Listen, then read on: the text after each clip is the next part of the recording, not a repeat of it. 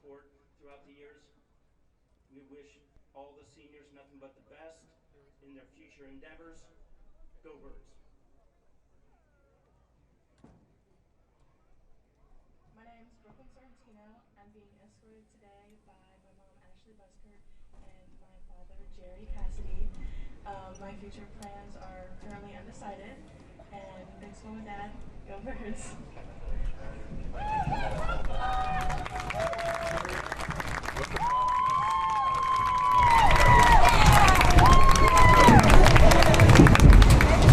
Hi, my name is Isabel Todd. I'm being escorted tonight by my mom, Ashley, and my dad, Ryan. My future plans are undecided right now. Go Birds. Hi, my name is...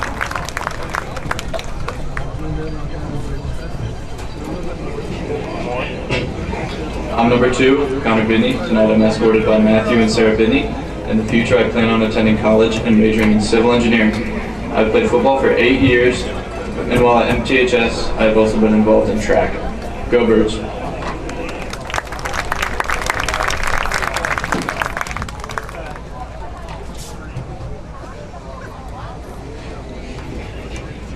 I'm number 3, I'm Gavin O'Loughlin. Tonight I'm being escorted by Sean and Fiona O'Loughlin. In the future, I plan on attending college, but I am undecided right now. And my major is undecided. I played football for 5 years. While at MTHS, I've also been involved in baseball, basketball, and also football. Go Birds.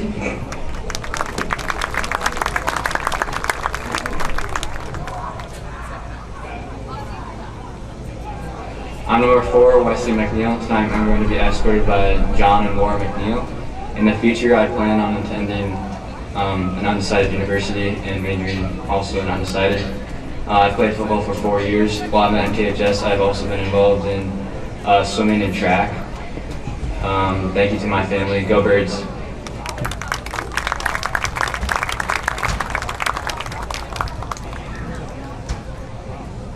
I'm number 5, Marshall Vasquez. Tonight I'm escorted by Bobby and April Vasquez. In the future, I plan on attending college and majoring in criminal justice. I have played.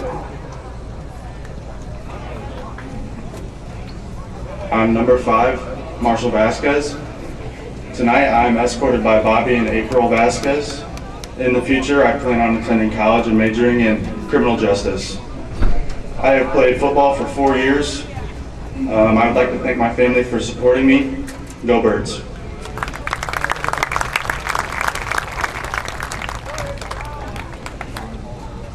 I'm number 10, Nick Rhodes. Tonight I'll be escorted by my mom, Emily Martin. My college plans are undecided. I played football for 4 years. While at MTHS, I've been involved in track and football. Go Birds.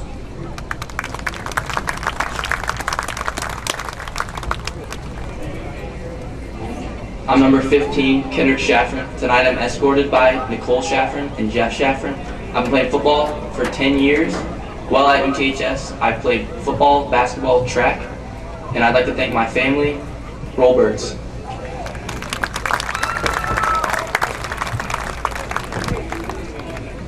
I'm number 20, Caden Berger. Tonight I'm being escorted by Jason Berger, Steve Kieswetter, and Stephanie Kieswetter. In the future, I plan on attending college and majoring in physical education. I've played football for 4 years, while at MTHS, I've also been involved in FFA and track. Thank you to Steve Kieswetter. He has pushed me harder than anyone I could ask. Go Birds.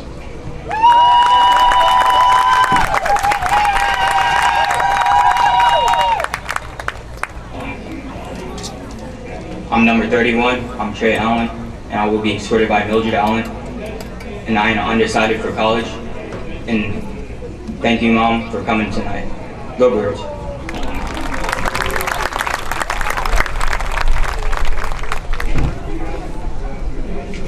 I'm number 34, AJ Stone. Tonight I'm escorted by my parents, Kathy and Eric Stone. In the future, I plan on majoring in computer engineering, but my school is undecided. I played football for 4 years at MTHS. Also, while at MTHS, I have been involved in baseball for 4 years and swimming for 3 years.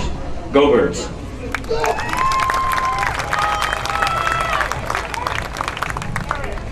I'm Jacob Reimers. I'm being escorted by Deanne and William Reimers. And after high school, I'm going in the Navy. Go Birds.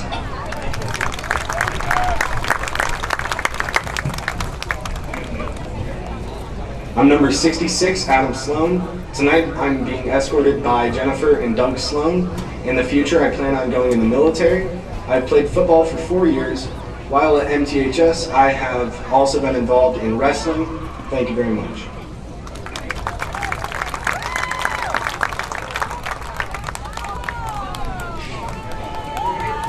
I'm number 69, Boston Cox. Tonight I'm escorted by my mom, Sydney Berridge, and my father, Michael Cox. In the future, I plan on majoring in computer science. I've played football for 12 years now, and while at MTHS, I've also been involved in track and academic challenge. I'd like to say thank you to all my family who's been there for me, and Go Birds.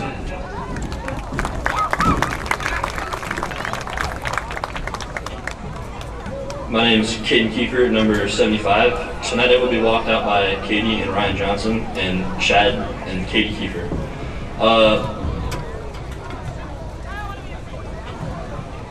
My name is Caden Kiefer, number 75. Tonight I will be walked out by Katie and Ryan Johnson and Shad and Katie Kiefer. My plans for college are not yet decided. I've been playing football for 2 years, and I would like to thank my family and the coaching staff. Go Birds.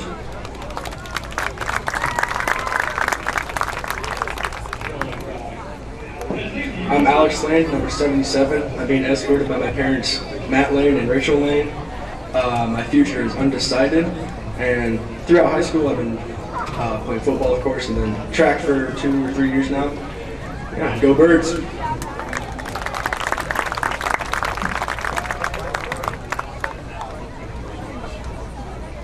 I'm Seth Bauman. I'm number 84. Tonight I will be escorted by Mindy and Damon Bauman.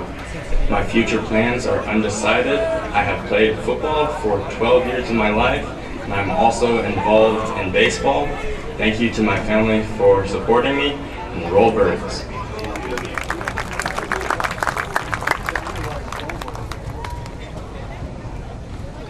I'm number 88, Sam Bagul. Tonight I'm escorted by my mom, Jamie Bagul, and my dad, Randy Bagul. In the future, I plan to attend Georgia Tech to major in biomedical engineering.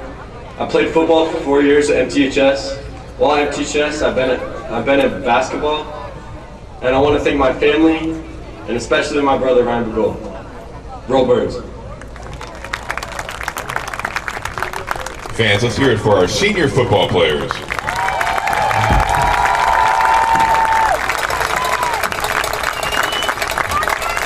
And next up, let's meet our senior cheerleaders and their escorts. Hi, I'm Valerie Dunlap, head cheer coach here at MTHS. I am proud to present our 2024 varsity graduating seniors.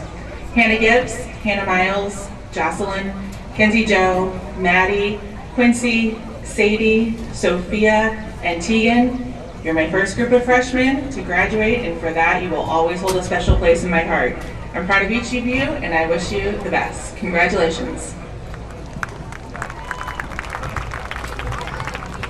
Hi, I'm Quincy Barr, and tonight I will be escorted by my mom, Roxy McLaughlin, and my dad, Brant Barr. I plan to go to college, but I'm undecided as of right now, and I plan to do something history-related. I've been cheering at MTHS for all 3 years, and I plan to cheer for basketball and football this year. Go Birds.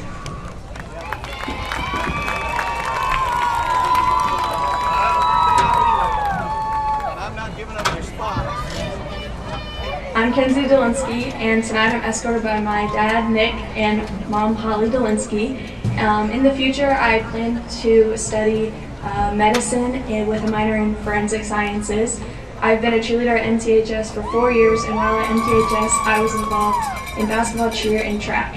Thank you to my family. Go Birds.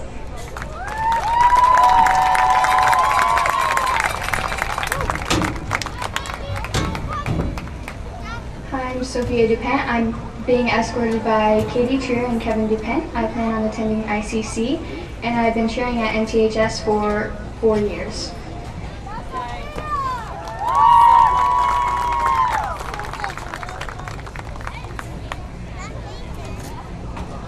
I'm Hannah Gibbs, and tonight I'm escorted by my parents, Dion and Ben Gibbs. In the future, I plan on going to college. I'm undecided, but I want to major in psychology. I have cheered for 4 years, and I'm also involved in dance and track. Thank you, Mom and Dad.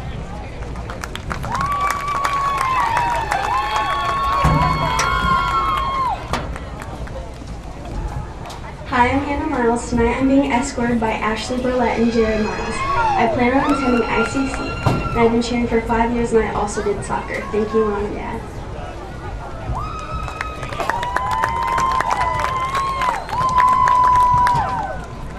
I'm Tegan Pond, and tonight I'm being escorted by Jen and David Pond. I am planning on attending a Florida college to study radiology, and I have been cheering for 7 years.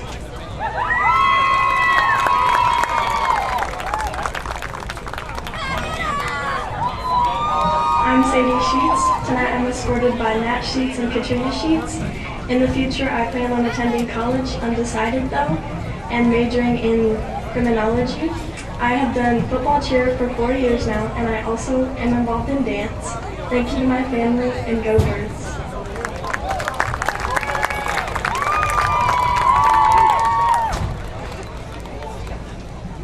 Hi, my name is Jocelyn Van Fleet, and tonight I'm escorted by my mom, Shannon, and my dad, Joe. In the future, I plan on attending Illinois State University and eventually going into real estate. I have cheered for all 4 years of high school doing football cheer. Thank you for my family for being here, and go Birds.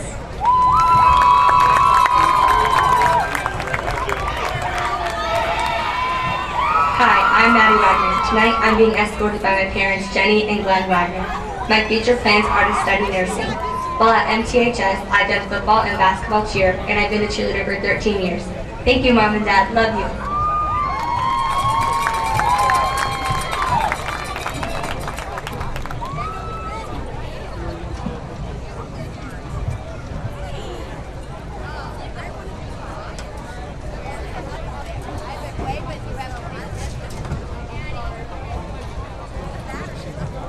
Fans, let's congratulate our senior cheerleaders and their families.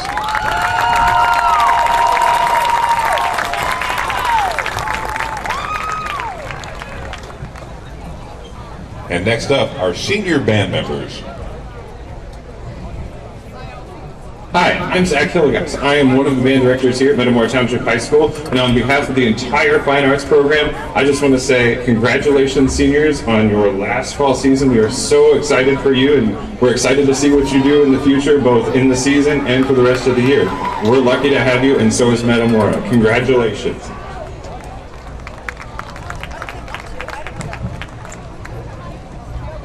I'm Spencer Armistead. Tonight I'm escorted by Heather Armistead and Thomas Armistead. My college plans are undecided. I've been in marching band for 4 years. And thank you, family and friends. Go Birds.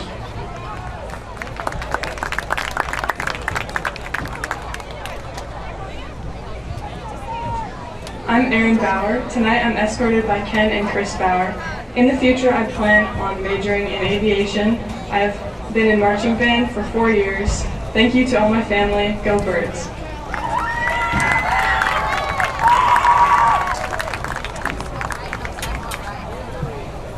I'm Jonah Boyd. Tonight I'm escorted by Ben and Tanya Boyd. In the future, I plan on attending ISU and majoring in engineering. I've been involved with marching band for 4 years. Thank you to my parents, and go Birds.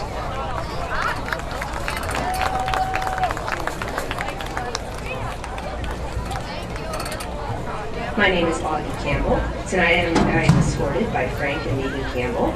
In the future, I plan on attending Illinois Central College and majoring in meteorology. I have played marching band for 4 years, and I would like to thank my friends and family.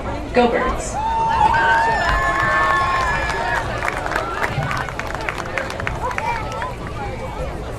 I'm Elizabeth Clifford, and I'm being escorted by my mom, Jennifer. In the future, I'm not really sure where I'm going to go to college, and I've been in marching band for 4 years.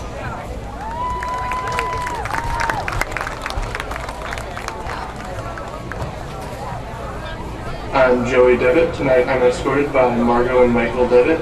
In the future, I plan on attending Webster University and majoring in cybersecurity. I have been in band for 4 years.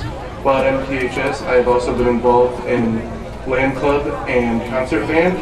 I'd like to thank my family. Go Birds!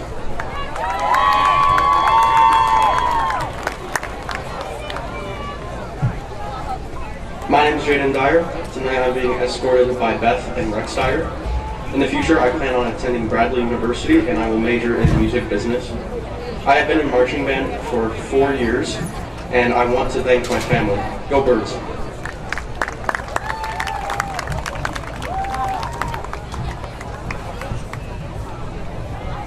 I'm Jason Halter. I've been in marching band for 4 years. Tonight I'll be escorted by Stan and Chris Halter.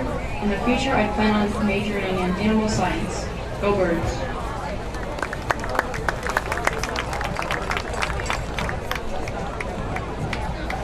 I'm Alex Harper. Tonight I'm escorted by Kevin and Heather Harper. I've been in the marching band for 4 years. In the future, I plan on attending college at Bradley University and majoring in music business and music performance. I want to say thank you to my family for the support. Go Birds!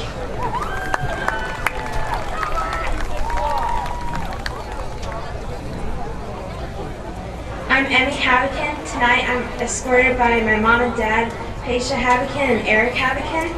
In the future, I plan on attending ICC and majoring in criminal justice. I have been in marching band for 4 years. Thank you to my family and Go Birds!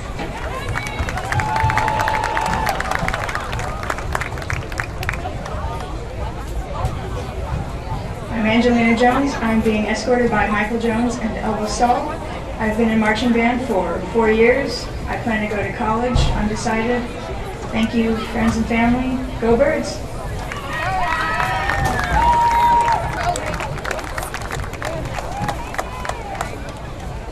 I'm Emily Crayson. Tonight I'm escorted by Ellen and Rich Crayson. In the future, I plan on attending a 4-year college and majoring in occupational therapy. I've been in the Metamora marching band for 3 years. Thank you to my friends and family. Go Birds!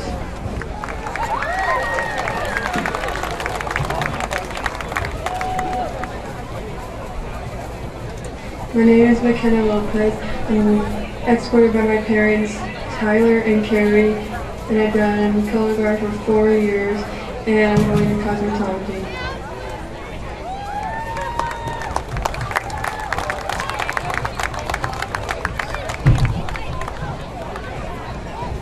I am Allison Osborne. I am being escorted by Susan Osborne and William Osborne. I have been in marching band for 4 years, and in the future I am planning on attending ISU and majoring in biology. Thank you to friends and family. Go Birds!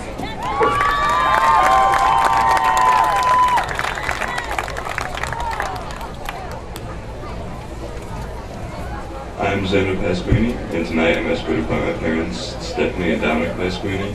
In the future, I plan on attending college and majoring in nursing.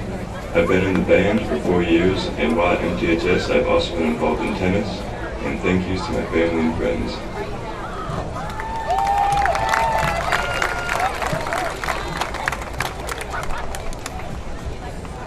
I'm Bella Sigmar. Tonight I'm escorted by Thomas and Nicole Sigmar. I plan on attending college and majoring in business. I have been in color guard for 4 years. Thank you to my friends and family. Go Birds!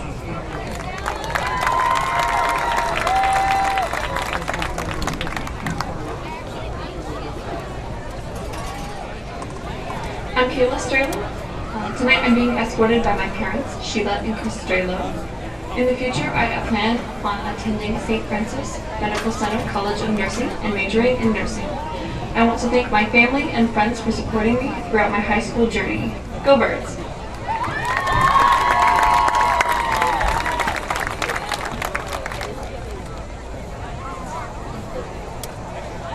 Hi, I'm Marie Sykes.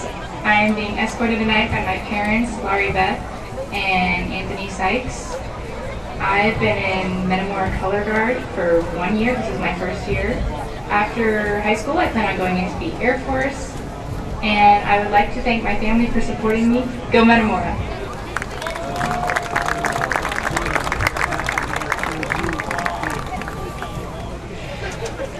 Hi, I'm Sydney Williams. I'm being escorted by Chelsea Williams. I've been in color guard for 2 years and I plan on joining the workforce. I thank all my family and friends for their support. Go Birds!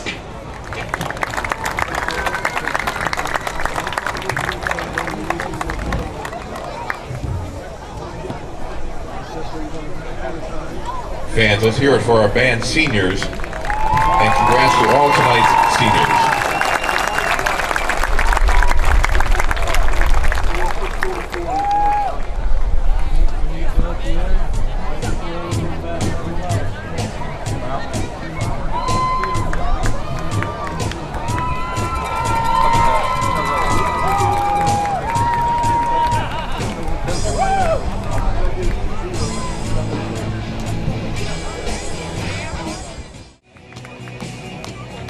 Well, here we are once again with Metamora offensive coordinator Nick Delinsky. Coach, here we are, first game already. The off-season has flown by, but man, I am ready for some high school football. It's an exciting time for sure.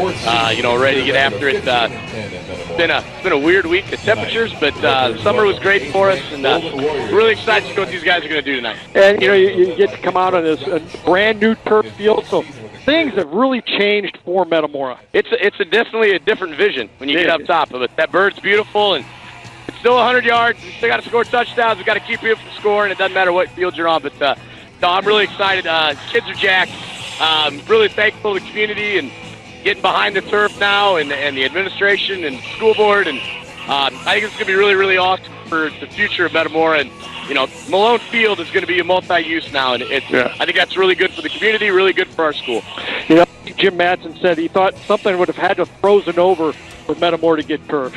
Well, I know that, but we had really beautiful green grass, and Coach Ryan or Kurt did a great job. And sometimes maintenance can only get you so far, and things have to change. And this ended up being the best deal, and she's awful good looking. I mean, it's pretty crisp, and did a really good job of design, and we're just excited to get on it. Let's get to the task at hand. You're welcome in a Sterling team that last year went to the quarterfinals. They come in this year. They graduated quite a few kids, but they're still going to be well coached, and it's going to be a tough first game opponent. Well, we know Coach Slimmer and their coach staff do a great job, and we always know Sterling kids are going to play tough, and they're going to play hard. And this one's going to be down to the last whistle, I feel. They're a great program. They expect wins. They're very similar to us. They go to practice. They know they're putting together their plan to win on Friday night. And it's tough because we're pretty good friends with them. I babysat them. So, there's all kinds of things that makes it tough to play this game. But it's a great week one matchup for the state of Illinois. It's a great matchup for us to see where we're at right out the gate. And I think they feel the same way. Yeah. And, when you look at your team this year, offensively, you've got some pieces. Now, we'll see how well those pieces fit together with everything else. But offensively, your running backs seem to be your strength. Yeah, we got a few guys back there that can carry it. And Mark and Jadon coming back with carries. Cam Nickel, who was the lead back as a freshman, but started full-time last year as a sophomore on defense. So he's a little bit in the mix more now as a 2-year player for us. And then Evan Kyle's kind of in the dark horse guy. He's had some really, really, really good JV games last year as a sophomore.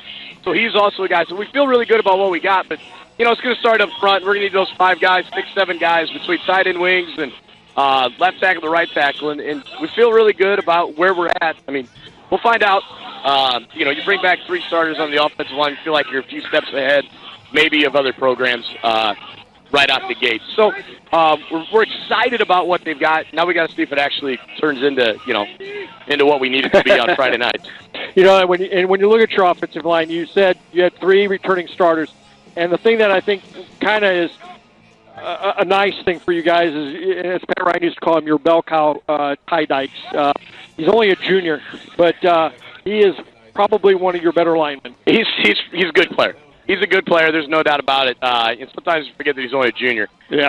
So he's playing at a high level all the time. And since last year he played as a senior, and that's the level he's playing at. So now he's playing, another following year. But sometimes you forget that. But they've really done a good job bringing the other 2 young guys along. One's a senior, one's a junior. Not a lot of experience, but plenty of size, and hopefully, we can get them moving in the right direction. And I think those are guys that every snap they take, the better they're going to get. So we're excited about where they're at there, and just got to find a way to make sure that we're getting the best situation to be good.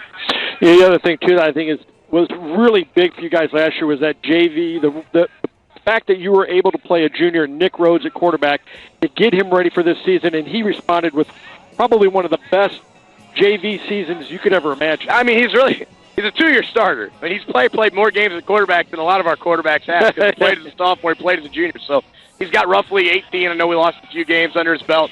But as you know, Friday Night Lights are a little different than Monday Night Lights. So, a little bit brighter. Nick's done a great job. He's done everything we've asked of him. He's had a great summer. He's really dealt with adversity and responded. We've challenged him. He's responded like we hoped for, and I think he's ready to go lead this group. And defensively, another solid group of kids coming back. You were pretty young last year, and now you've got some pretty good players coming back this year. Cam Nichols, Vasquez, those guys are pretty good, along with O'Loughlin. They're pretty solid. And Adam Sloan, really played well last year, middle of the season on. And he's back, so that gives us a guy up front, Ty Dykes, who didn't play much defense last year because we didn't need him. But he's a good enough athlete. He's got to be on both. And then that allows us to mix those big guys in, and they're not all the time, so we keep them fresh. And then, we got some guys on the back end. Avery Grudner's back in corner. He's a year better. And then some of those guys that played JV last year as sophomores that played really well, and they tackled well, have carried that over now. So that's a good group. One of those groups I think they'll just keep growing and growing and growing. And, we got to make sure that it happens out here, though. I mean, I know we've said that before, but we've had some really good practices. Our kids have been really lively. We've played with great energy. We're pretty sure that it's going to carry over to them. Yeah, and that's all you can really ask for, having good practices, but play the game on Friday night. Yeah, so I mean, we got to execute, and we got to catch the ball, we got to throw the ball, we got to defend and tackle, and block a few guys along the way, and we'll have a pretty good chance. Well, Coach, we'll let you get going here, but good luck. Bring home the W. We'll do our best. We'll send it back up to Colton.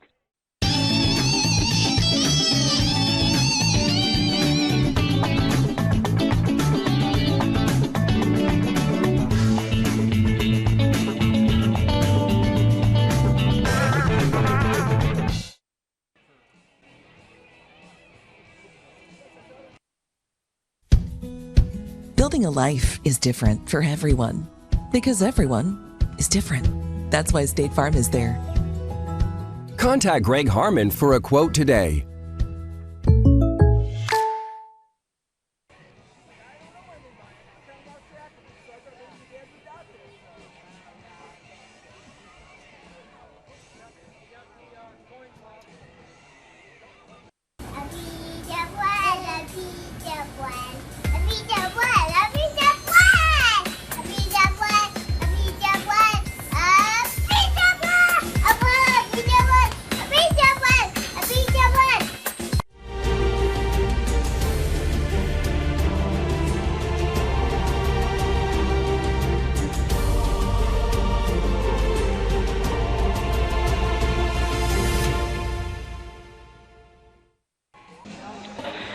And from the beautiful, newly renovated Turf Malone Field, we welcome you to Week 1 of the high school football season as the Sterling Golden Warriors are on the road to face the Metamora Redbirds. Good evening, everyone, and welcome into the broadcast. This is Colton Kaler alongside my partner, Scott Kirker. Ryan Vogel will be joining us down on the sideline throughout the game. Scott, the storyline typically is, another big year here for Metamora in their 78th season. But the talk centered around Metamora right now is what we're looking at. The beautiful turf field we have here. Yeah, it's awfully nice. It's been a long time coming. The other field was beautiful. Kurt Ryan did an unbelievable job of keeping it up, and it was gorgeous on game days.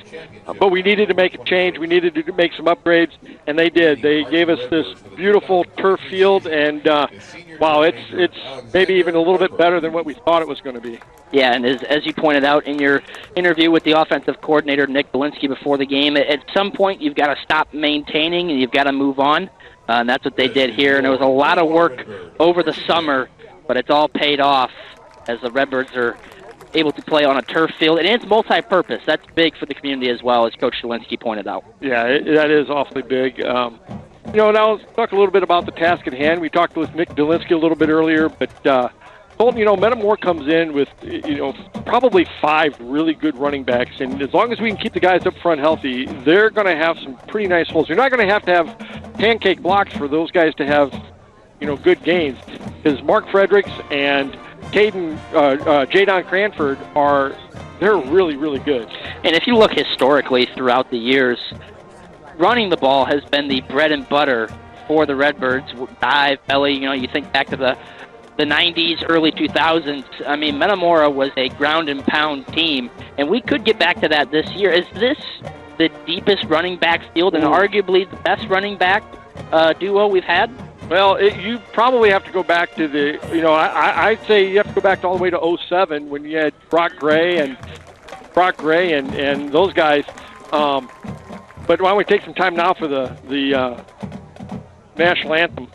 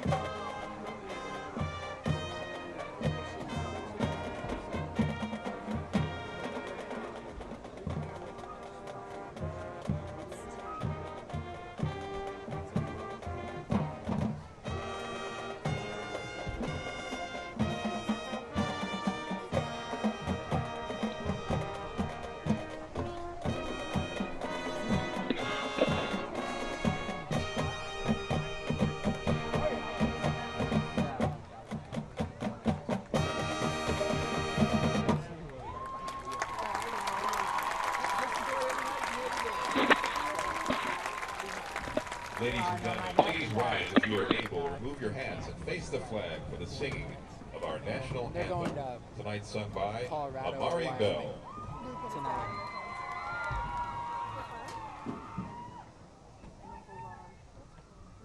Oh, say, can you see by the dawn's early light what so proudly we held at the twilight's last gleaming, whose broad stripes and bright stars through the perilous fight o'er the ramparts we watched were so gallantly streaming,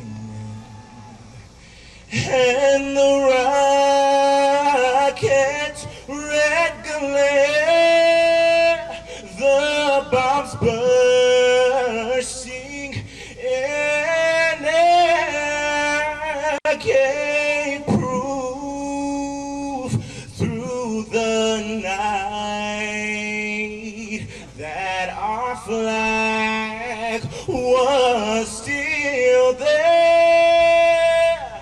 Oh, say, does that star-spangled banner yet wave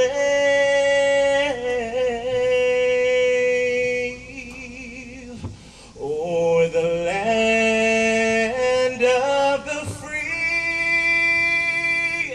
and the home of the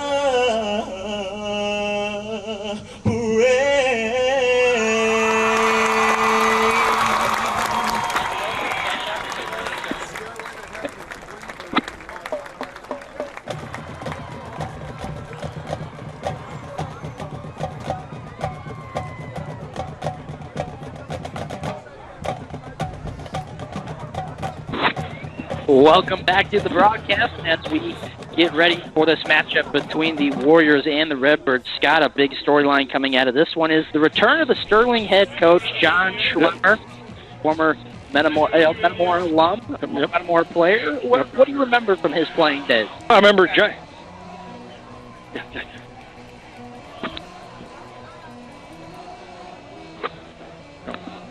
No, you won't have time, Jared.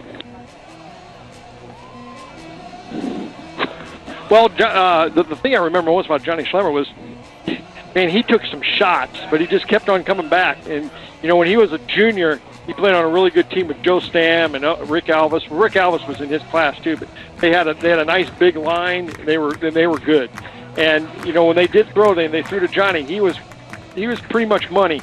But defensively, I thought he was as good a lockdown corner, run defense. He was outstanding. At the helm for the Redbirds, it is Jared Grebner returning for his 4th season on the sidelines. Grebner was once a Journal Star Player of the Year in 1996, right before Schlemmer came to Metamora. Yep. The two just missed playing with each other, possibly. Yeah, and when you think about Jeff Herring, John Schlemmer, and Jared Grebner, they all lived at about 300 feet apart from each other.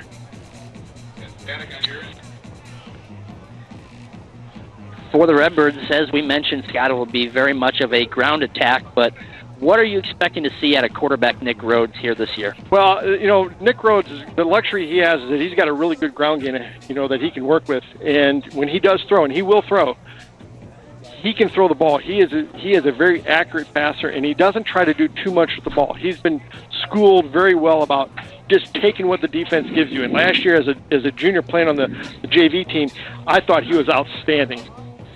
Looking around the conference, Scott, Metamora might come in a little bit under the radar. Washington's probably the team to be talked about. They're number 8 in the 6A rankings. Dunlap received vote in 6A as well. Metamora received 1 vote in the 5A preseason poll. What do you think of the talent around the conference that's going to make this year strong for everybody? Well, I think, Beacon's lost a lot, but they still got enough coming back to make them a pretty formidable opponent. Washington's still going to be Washington. It's still, jury's still out on what's going to happen with Morton, with a new coach. Adam O'Neill comes in. He's familiar with the area. He coached at Peoria Central back when they won state a few years ago. So he's familiar, but it's still a new system. They have a lot of new coaches over there. A lot of those coaches left when Briley left Morton, but they've got some pretty decent kids that are still there. And speaking of Peoria Central, they have a big game tonight over in Peoria. That they host Rochester on their new turf field, but theirs is Wood Chips. Wood Chips, which is I just can't see how that can be good. I don't understand that. Peoria High ranked 2nd in the 5A preseason poll after losing in last year's 5A state championship game to Nazareth Academy. Yeah. What a game that was, but boy, they come back loaded this year. They come back. Central's got some good. Think about that team from Nazareth, though. Most of their starters were freshmen, sophomores, and juniors. I think they only started 2 seniors, though. Redbirds are making their way over, and they're about to take the field here. Metamora did win the coin toss, and they will receive to start the game. Yeah. What do you think about Metamora going on offense first? Well, I've always liked it when we kick off and then we get the ball to start the second half. But that just shows you how confident we are right now in our offense. It's a very good offense that we've got. There is a little bit of strategy to it. It's you take the ball first, you have the opportunity to go down and put points on the board if you're confident in your offense, but also you want to look at playing the matchups and see where you're at going into the second half as well, because that's where the electing to kick could come in. Yeah, yep, you're exactly right. But if you hold that team, you kick off and then you hold them, then you've got the advantage a little bit, not a lot, but there's a little bit of an advantage there.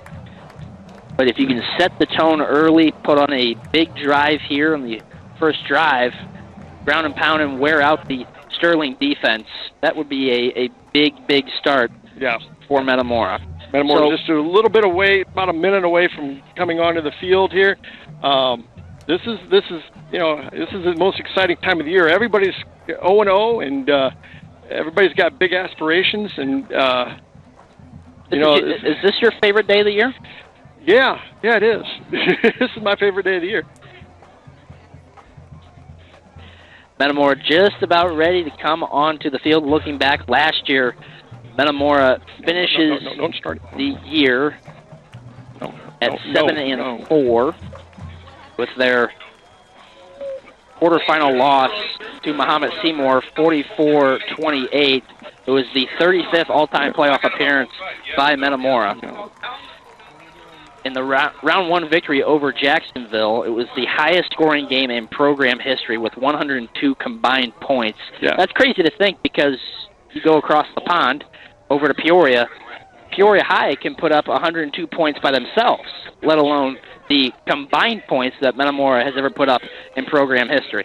How many times is Peoria going to go into the 90s this year, you think? Oh, boy, oh, boy, oh, boy.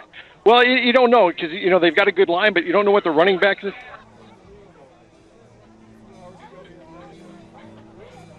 Just a little over a minute left on the clock as Metamora is waiting to come out on the field. It was senior night. Celebrated the seniors that have worked so hard over their 4 years here at Metamora.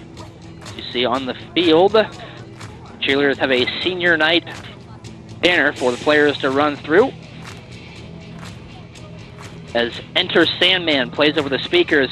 You want a good college atmosphere? Virginia Tech. That is the best there is in college football. Maybe the best entrance in the country. It has got to be up there for the best entrance, but college atmosphere, a little Dixieland delight at Alabama, a little Rocky Top down in Tennessee. SEC football is a little bit different, but Virginia Tech has a very good entrance as Metamora tries to emulate that here. Players make their way onto the field.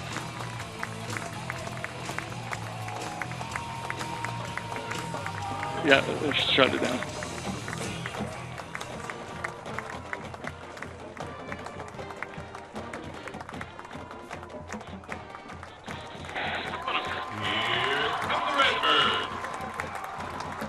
Well, Colton, I'm anxious to see our backfield. I'm anxious to see Cranford and Mark Fredericks. That's a pretty dynamic duo between the two of them. I'm more interested to see the passing game. I think coming into the year, the running game is going to be there. The defense is strong. The return, a lot of time was spent in the offseason getting this team ready. Not a lot of starters, but they did play valuable minutes last year at the defensive position. But defense should be a strong point for Metamora this season. Yeah, I agree. So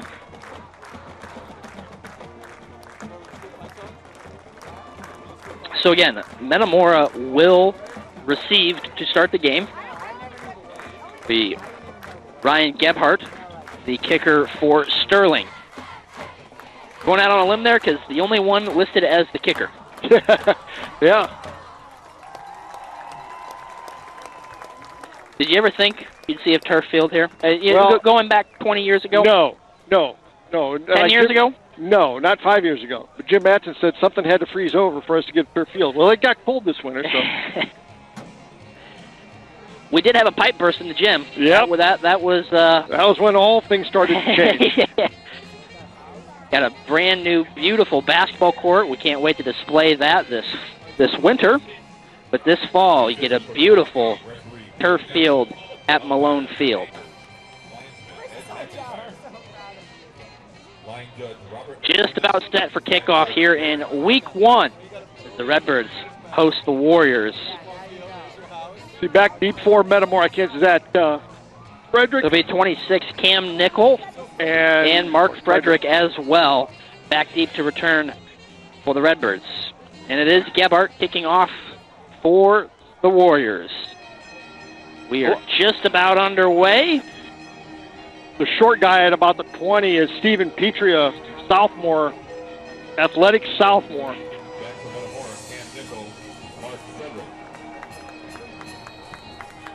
The whistle has blown, and for the 2023 season, we are underway. It'll be Frederick that'll take it at about the 12-yard line.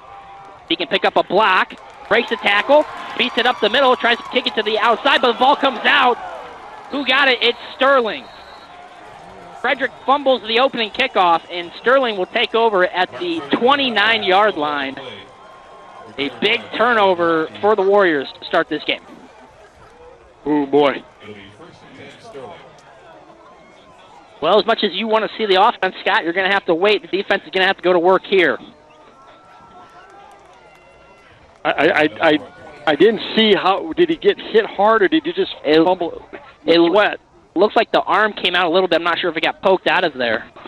Yeah, I think, guys, he got a little wide. It got poked out. A little bit of a blind side hit. And you're really going to have to keep that ball tight tonight because it's going to be slippery. You're sweating. That's the voice of our sideline reporter, Ryan Vogel.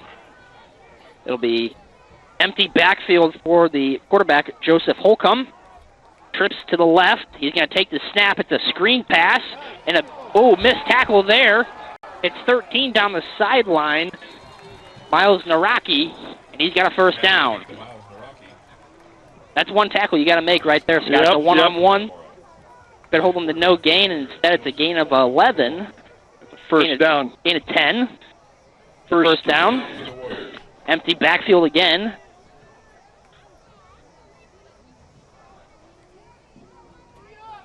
Man in motion. Holcomb's going to take the snap, and he's going to hand it off. It's Claver, and he will be down at about the 16. Call it a gain of 3, brings up 2nd and 7. I thought we did a nice job of stringing that out. Brings up a 2nd and about 7 for the Golden Warriors. Claver is going to join Holcomb in the backfield here. 2 receivers to each side. It's Mendoza in the slot. Holcomb, it's a designed run, and he coughs it up. And he's going to suffer a big loss here as he takes a big hit. Yep. That was Sam Bagol in on the tackle for the Redbirds. Adam Sloan in there as well. They're just sweating. He just fumbled that. There was nobody around him. Call it a loss of 9. Brings up a 3rd and about 18.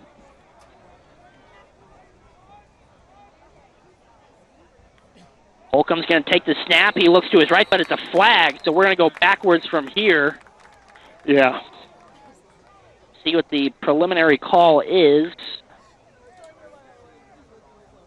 And it's a false start against the Warriors. That moves it out to about almost where they started this drive. At the 30-yard line. It'll be 3rd and long.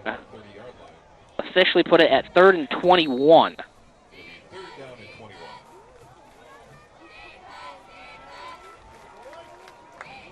Two receivers out to the right, 2 to the left. Holcomb takes the snap. He's going to throw it deep in the air, and it is caught for a touchdown. Sterling, that's Mason Emmons, up and got it, but there is a flag down. We'll see what the call is. Did he push off a little bit, Scott? Flag at the 3-yard line. He did. This one's coming back. Oh, man. And the Sterling sideline is beside themselves right now.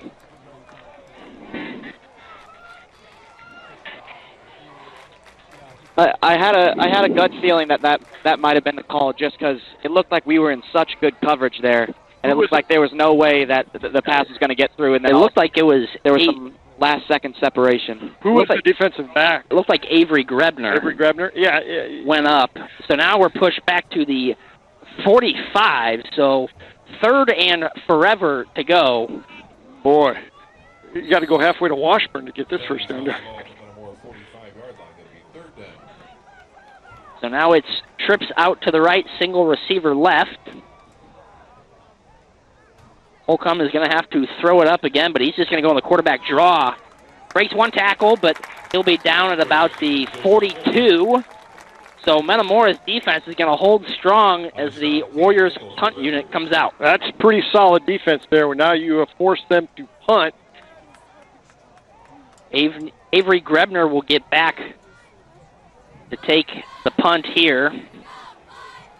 If it's over his head, you likely just let it go. Yeah.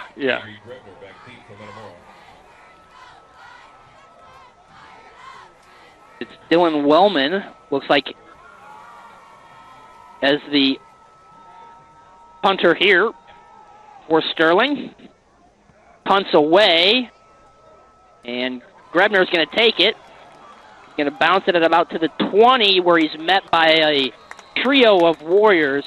Metamora's offense will finally come out 1st and 10 at about the 20-yard line. You know, though, that saved us a lot of yards. I just catch the ball, and then anything you get after that, I've always said that's just icing on cake.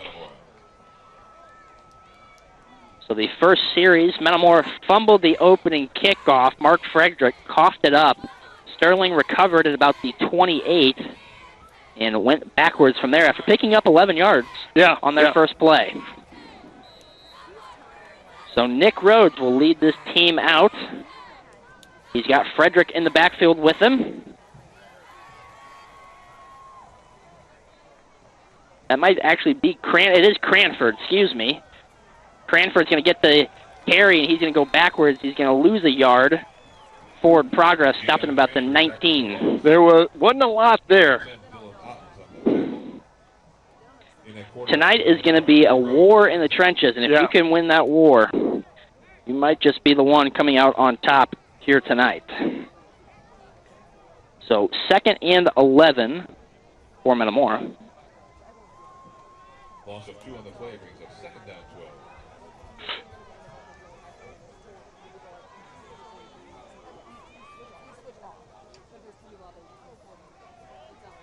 Man in motion is Berger. Rhodes is going to take the snap, and a flag. Was it offsides? No, it is false start against Metamora, so that'll push them back 5 yards.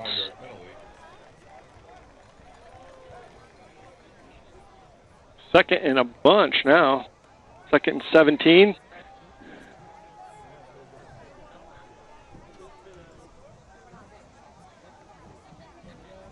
Might see the Redbirds offense fighting through a little bit of jitters, as Coach Dolinsky pointed out in the pregame interview.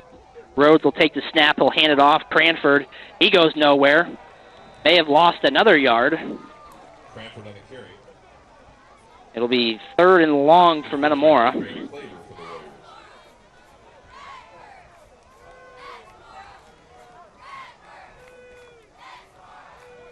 They'll officially spot it at the 12-yard line. It's 3rd and 18. Cranford in the backfield with Rhodes. Rhodes is going to drop back. He's going to air it out down the sideline. And right through the hands of Kendrick Shaffrin. He would have had that one for a long, big first down. That was right there. Right there, just right through the wickets, unfortunately. Right in the breadbasket. Beautifully placed ball from Rhodes. Yeah, really good placed ball. Just one of those catches. As a receiver, you almost have to look upside down when it's coming right over your head like that. But really good ball placement. So it brings out the punt team for the Redbirds. Who's the punter? It's Stephen Petrie. Stephen Petrie. He'll stand at about the goal line where he boots this one away. They've got one man back, so I would try to hit the sidelines and let that thing roll. This one popped up in the air. And did Metamora recover? Was it touched? There's two things. I don't see. I never saw where it was touched. I'm not sure. I know Metamora. I never saw a blue bag got touched.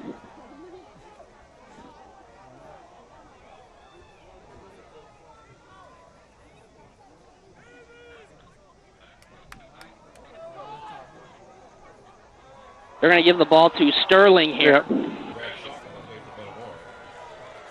So ball will be marked at the 38-yard line. I'm not sure if it was ever touched. I'm not so sure either, but the kid that came in to get it, I don't know if he fumbled it then in the scrum there. Yeah, those two guys collided, and the ball really never did touch anybody, but it just kind of, the collision made it look like it did. So Sterling will start on the Redbird 38-yard line. They've had great field position. Very good field position, the 28 and the 38 for their first two drives, but both teams on their opening drive Forced to punt. Handoff here up the middle. Ledgerberger is inside, down at about the 19. The first down for Sterling.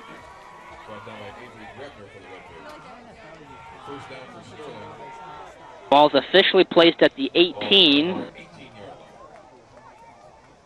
So both drives, Sterling picks up a big gain on first down. Handoff here to Ledgergerber, and he got hit big time. Is that Marshall Vasquez? I think it is. 6.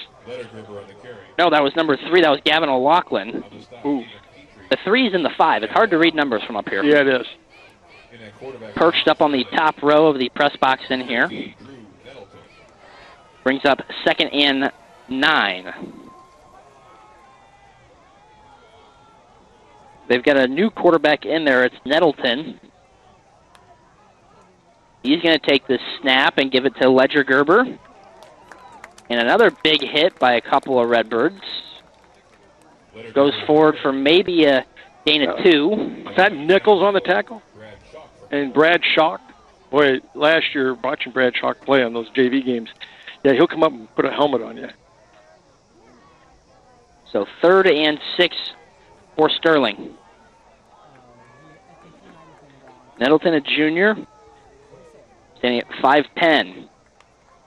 He'll take the snap. He looks to his left. Got a man open, and it's complete. No, incomplete. We're going to say it hit the ground. So it'll be 3rd and 6 here. And they're going to run out, looks like the field goal unit. Brings a 4th down for Sterling, 4th and 6. Gebhardt's going to come on to kick.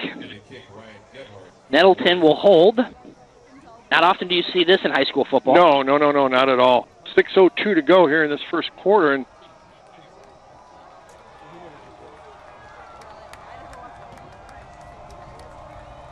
the snap bounces. Gebhardt gets it off. I don't think he got it. And he it's did. good. Yeah. So Sterling is on the board first. It's 3-0 with 5:56 left to play here in the opening quarter.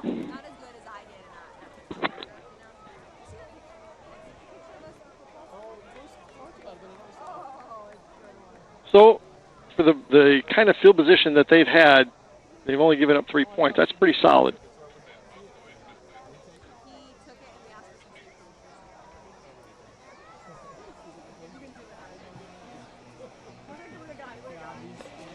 Oh, God. The special teams and offensive unit for the Redbirds have put their defense in a tough spot, allowing their opponent to start at the 28 and the 38 on their first 2 drives. And for the, we've got a score update. Rochester 7-0 over Peoria with 6 minutes left to play in the first quarter. So a little bit of a shocking score there from Peoria here early. You thought that one might get to be a track meet. I just don't believe that when you give Derek Leonard a week or more to prepare for a team, he's got the advantage. That could be true. That could be true. One of the great football minds in the state of Illinois. I'm not so sure he's the best coach in the state of Illinois, football coach. He's amazing. Number 26, Cam Nickel. So it's Frederick and Nickel back to return for the Redbirds. It'll be Petrie standing about the 15. You thought on the opening kickoff that Frederick might find a gap and break one, but coughed the ball up and turned it over to Sterling. Ryan Gebhardt to kick for Sterling. Yeah, he did get their return or their kickoff coverage team kind of spread out, and I wonder if he can do that again. It's Gebhardt to kick, and he'll kick it deep. And Frederick, I thought it was going to be on the goal line, but there he goes. He breaks it. Can he get a hole? He does. Down the sideline. Mark Frederick down about the 50-yard line. Oh, boy. A big kick return could spur the Redbird offense here.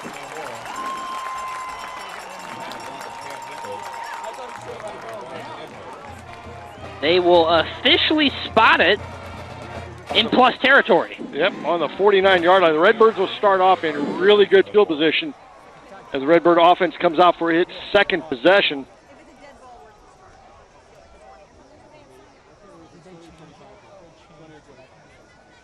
Reminds me a lot of a. It's Rhodes with Evan Kyle, Jadon Cranford in the backfield. Hand off to Cranford. He'll break it. Oh, man, he's an eyelash. He is. Thought he was going to break a big one there, but just dragged down. Gain of about 6.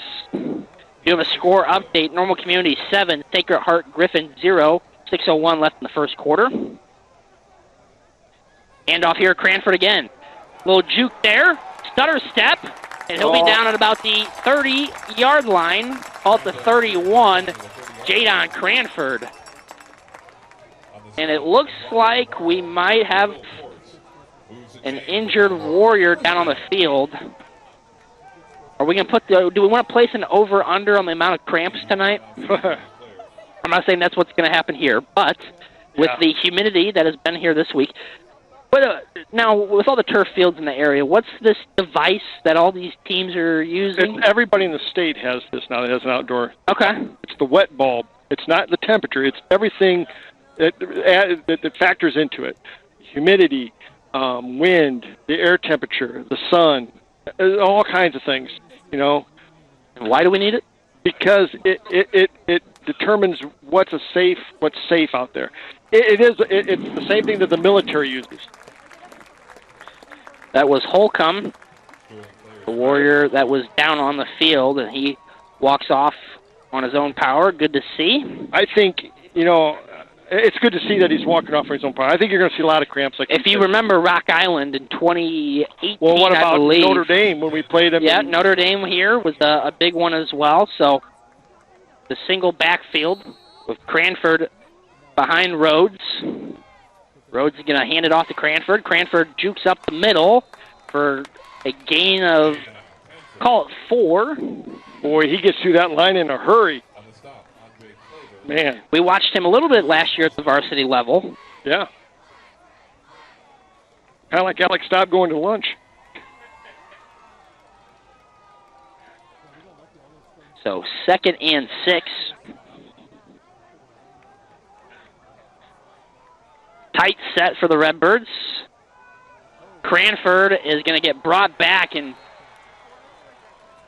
drugged down. Just lost the edge there. Will be 3rd and 12 for the Redbirds, so call it a loss of 6.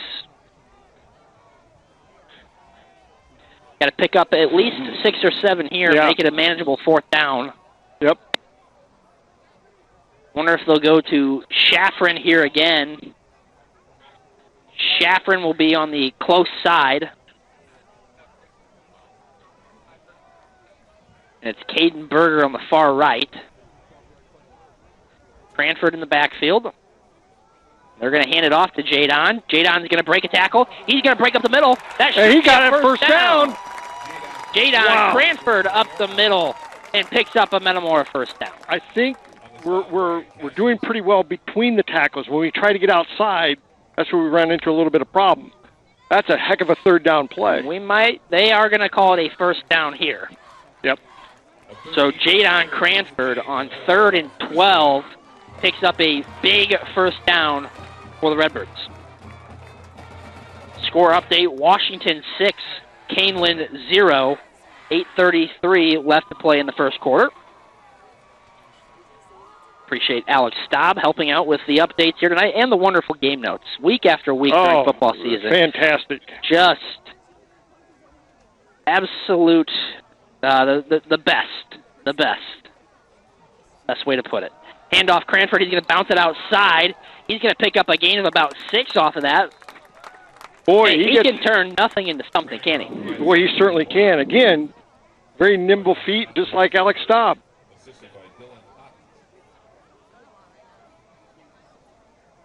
Brings up a 2nd and about 4 yards. 2nd and 4, the official measurement with the Ball on the 15. All set up, though, from that great Mark Fredericks return. Mark Frederick took it 50 yards, 51 to be exact. It's my public school math. Cranford, he's going to bounce it outside, and he slips and falls. Might be back at the original line of scrimmage, may have lost about half a yard there. Cranford's going to call for a replacement here.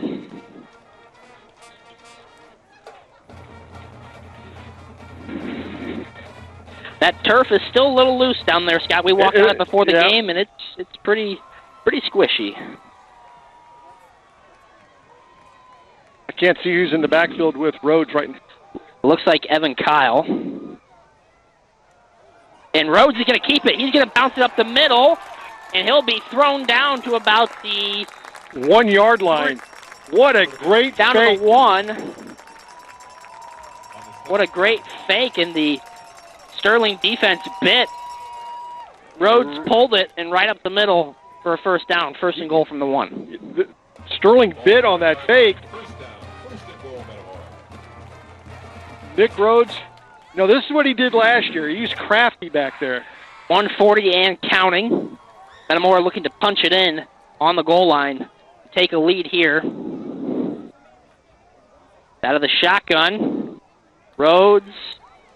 Excuse me, that's 16. Stephen Petrie, and he's in for the touchdown. The Redbirds take the lead with 1:25 left on the clock. It's 6-3 as of right now. We will await either the extra point or the 2-point conversion. It looks like 2. Redbirds will go for 2 here.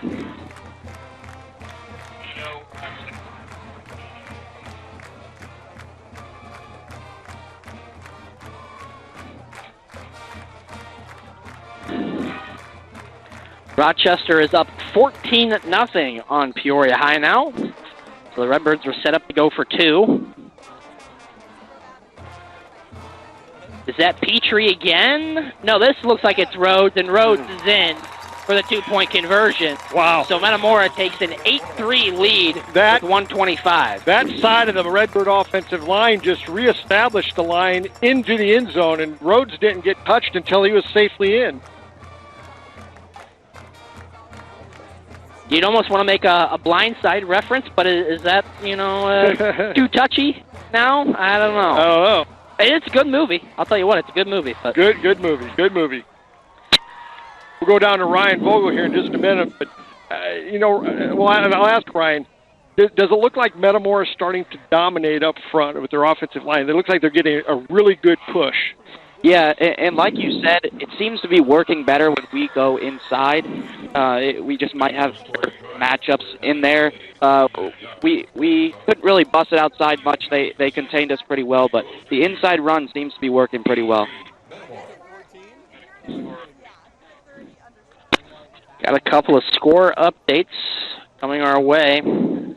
Again, Redbirds lead 8-3 after a impressive touchdown drive, but it was all set up. Mark Frederick taking the kickoff back to the 49-yard line in Sterling territory.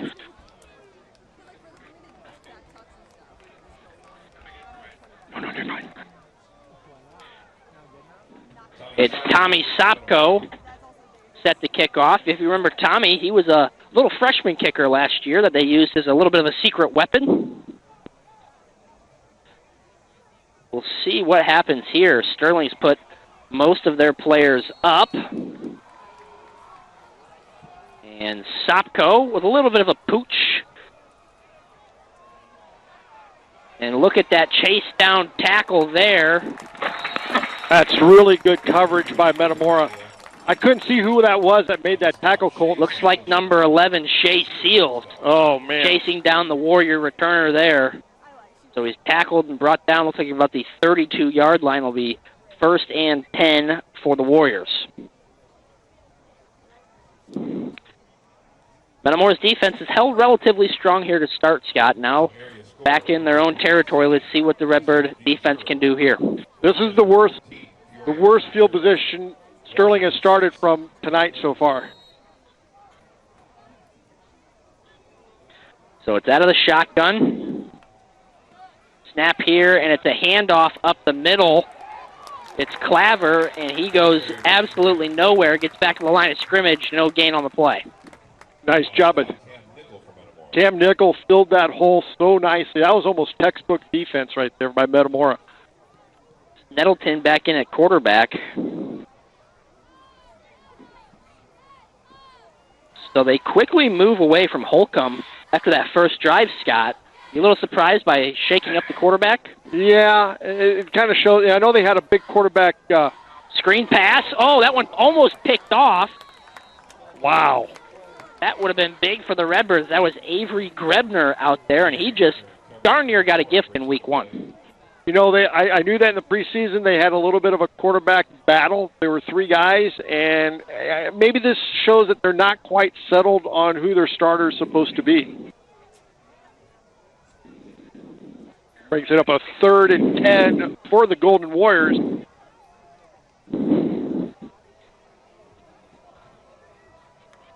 Nettleton will take the snap. He's going to air it out down the sideline, wide open, and it's overthrown. Oh, boy. Oh, that was a gift right there for the Warriors, and they can't take advantage of it. The Redbird defense, very, very fortunate there. Woo!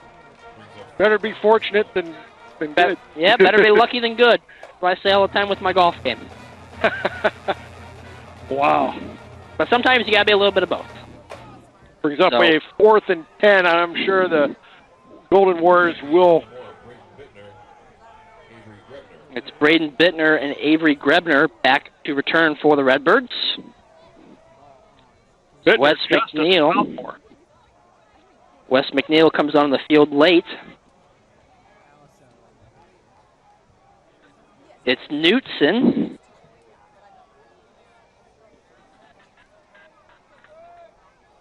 He will take the snap and punt it away. And a fair catch from Bittner. I'm okay with that. Maybe a little premature, but playing it on the safe side there. Yeah, a little bit of room, but I'm okay with that. So ball will be marked at the 39-yard line. It'll be 1st and 10 for the Redbirds. 27 seconds to go here in this first quarter. Redbirds ball at their own 39-yard line. Cole, what do you think so far? Well, it's everything we thought it would be. Metamora defense standing strong. A good drive there for the Redbirds. Got a little bit lucky on 3rd down, but sometimes that's how it works, and it's the ground and pound for Metamora. A lot of Jadon Cranford. And who's in the backfield now? I can't see that. Was that Nick? It is, and he's going to lose yardage here on 1st down. He's going to lose about 3 yards. It was Evan Kyle. Evan Kyle. Washington and Maple Park Canelan all tied up at 6. 4:56 left to go in the first. Canelan just picked up a touchdown, but go ahead. Sterling angled right into that play. They guessed right on that one. Sometimes you just got to give the defense some credit. Take this time and thank our sponsors. We'll start our sponsors with Commerce Bank.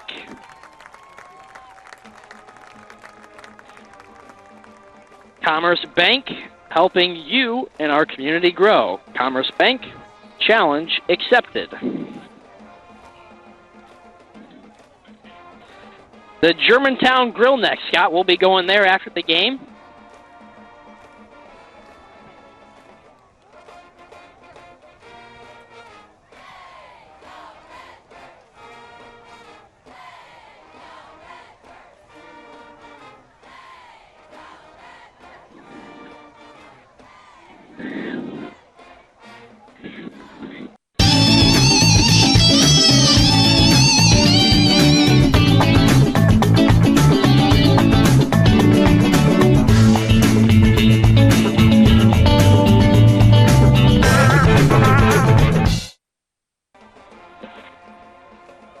Central Illinois, you asked for it and we listened.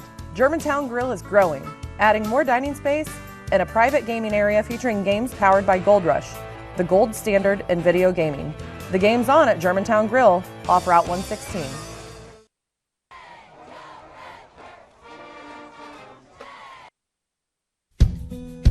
Building a life is different for everyone Because everyone is different. That's why State Farm is there. Contact Greg Harmon for a quote today.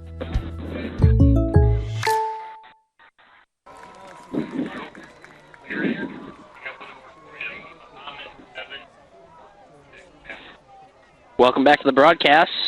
42 total yards for the Redbirds in the first quarter, with the one rushing touchdown.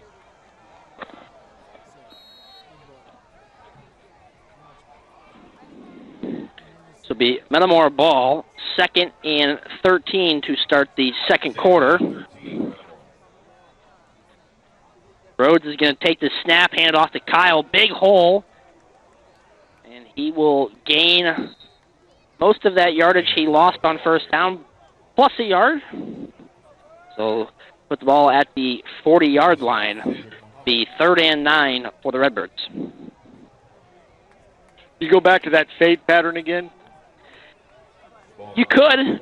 Chaffron's here on the close side. I mean, he had him beat the last time. It just right through his hands. They're going to move him inside the hash mark here. I think they're going to go back to that fade pattern. They moved him inside the hash. And they've got him down the sideline. Chaffron's got a step, and he's caught it. He puts it down. Touchdown, Metamora. Chaffron Caught him in stride. Wow. A 60-yard touchdown pass. Nick Rhodes to Kendrick Chaffron. Wow. 60 yards in the air. Scott, we called it. Yeah. They move him into the hash mark, and they just let the big man eat. Man. We saw that, like I said before, we saw that all year last year with Nick Rhodes at the JV level, and man, this is really nothing new. Lights are a little brighter. Lights are a little bit brighter here on Friday night. Redbirds are going to go for 2.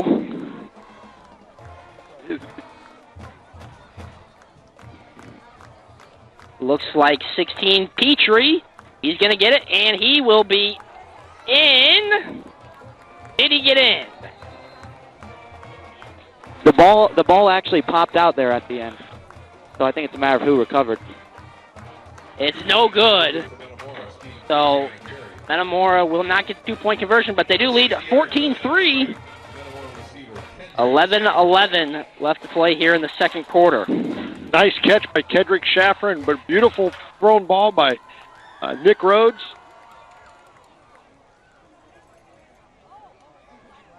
They tried to go to him on the first drive, and it went right through the hands, but that one does not miss. Chaffron takes it to the house on the connection with Rhodes. 14-3, 11-11 to go here in this first half. Single coverage for Kendrick there. He's winning that every day. I think he's going to win that most nights. He's 6'5", can dunk a basketball. Very similar to Daryl Galandri.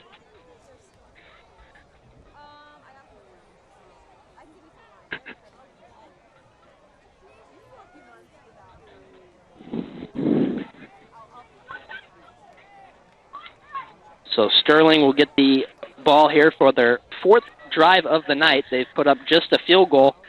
They started the night with a fumble recovery on the opening kickoff, took over at the 28, and they were forced to punt after a good stop by the Redbird defense.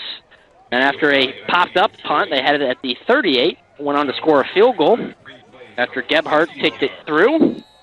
And then on the last drive, punted it away again. And here's Sopko over to the sideline. There's no one there. It backspins, but checks up, and that was Claver. That was well placed by Sopko. That was Phillips, rather, on the recovery for the Warriors. So they will take over at the 28-yard line for their 4th drive.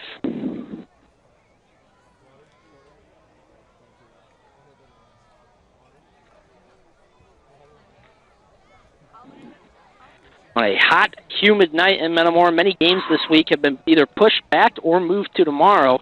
Tomorrow should be a little bit better, but honestly, for most of the week, this weather right now is not too bad. It's not, compared to what it was earlier. Nettleton in the backfield. He's going to take the snap, and it's a handoff up the middle. Big hit there by Gavin O'Loughlin. Lettergerber on the carry. Vasquez. 3. Vasquez and O'Loughlin kind of finished that off, and probably going to be hearing those names a lot this year. Yes. So officially call it about a gain of 2. 2nd and 8. Handoff again. Lettergerber breaks a few tackles, and he's down at about just short of the 35. Brings up a 3rd and about 3.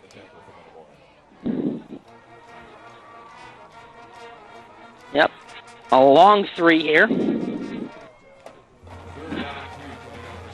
This will be another big stop here for Metamora, but they might be in 4-down territory here. It's a little deep in their own territory. If they don't get anything here, you got to punt. Nettleton takes the snap on the out route. It's caught. That was Claver, and it's enough to pick up the 1st down. Scores around the area at the end of 1, Rochester 14, Peoria 0. Mahomet 7, Morton 6 at the end of 1. And in quarter 2, Washington 12, Canelan 6.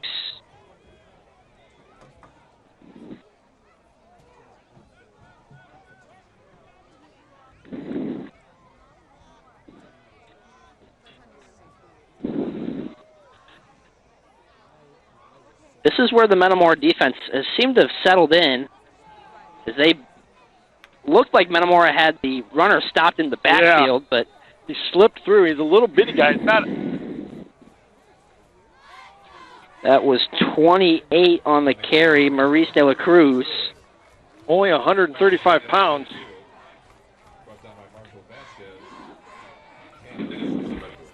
A sophomore is De La Cruz. Normal 14-7 over SHG at the end of 1. Handoff here is De La Cruz again. And he won't get to the 1st down marker. He'll be about a yard short. They'll set up 3rd and 1 here for Sterling. Redbirds lead 14-3, 8:48 and counting. Metamora scored on the continuation of their drive to start the 2nd quarter. And it was a 60-yard touchdown pass to Kendrick Shaffrin from Nick Rhodes. Nettleton will take the snap. He'll hand it off. And it will be a 1st down. No, they're going to say he was down first before he got to the 1st down marker, so it's going to be 4th and 1. No gain on the play. Shea Seals trips up De La Cruz from behind. It looked like but he's so short that it looked like maybe he stayed on his feet, but his knee must have hit the ground. And in the masses from up here, Redbirds are going to stack the box. And it's a handoff here. And did he get enough? Yeah, he got it. Barely got enough. It'll be enough for a 1st down. Ball carrier Cale Lettergerber. Just enough by a yard. Boy, it wasn't even a yard. I think it was about the length of a football. 7:49 to go here. And Scott, is this pretty much what you thought we'd be? A little bit back and forth and ground and pound between the two teams? Well, Metamora starting to do what I thought they would do. And it's a fake pitch here.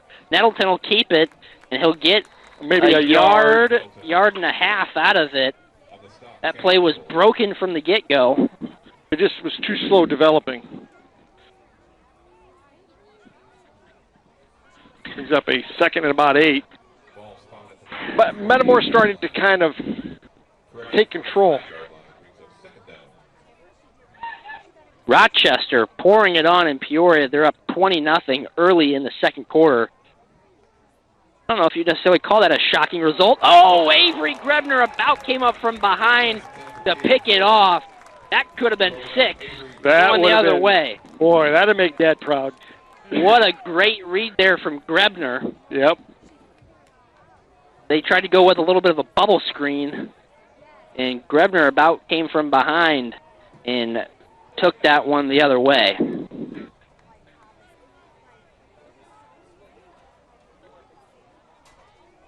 Just under 7 minutes to go. The So, third and 9. Third and 8. Third and 8. Two receivers each side. They're going to fake, and it's incomplete. Good defense there. I believe that was Petrie coming over. It was. Yep. Got there just in time. Intended receiver was Emin. In coverage from Metamora, breaking up the play, Stephen Petrie. And Emin was the one that brought down the original touchdown that was later called back due to pass interference. 4th down and 8 for Sterling. So it'll be 4th down Grebner for back. the Warriors. Grebner and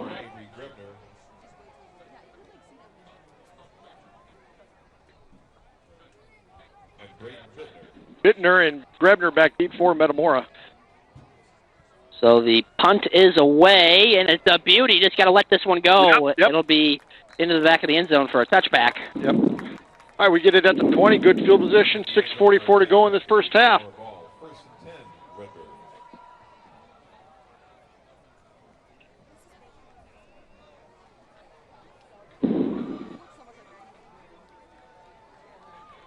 So the Redbird offense will go back to work with the ball at the 20-yard line.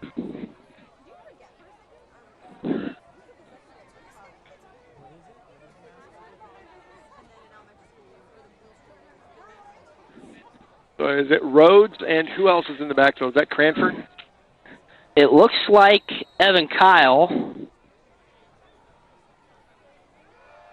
And it is, and Kyle loses yardage here, ran into a couple of blockers. Ryan, were the Redbirds just beat off the line there? Yeah. Just swallowed immediately. On the stop, Lucas Austin.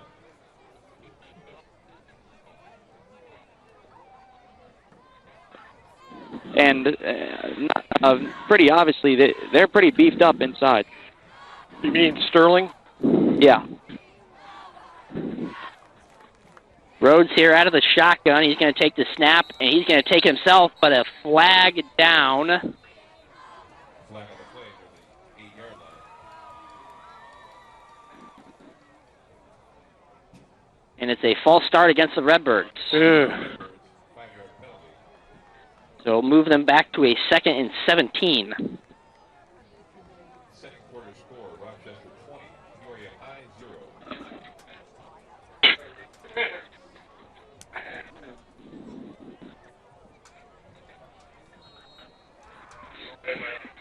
So 2nd and long for the Redbirds. They lead by 11 with just over 6 minutes to play.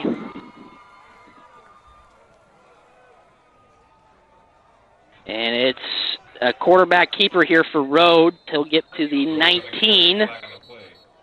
And another flag. On the stop, Andre Clater, Greg Birdsley.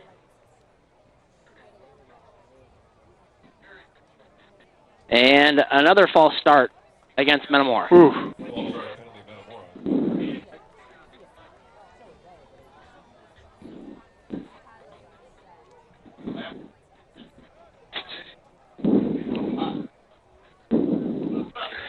So Redbirds will move back 5 more yards here.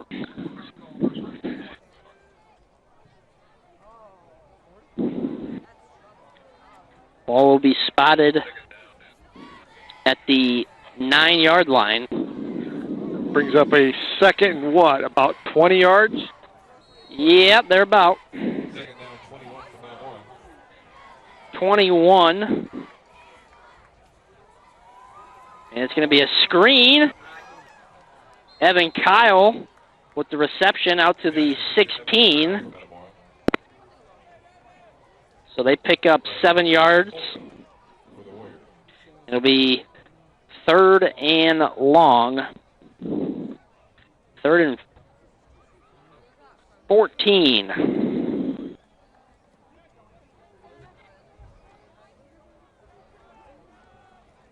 That's a decent pickup on 3rd down.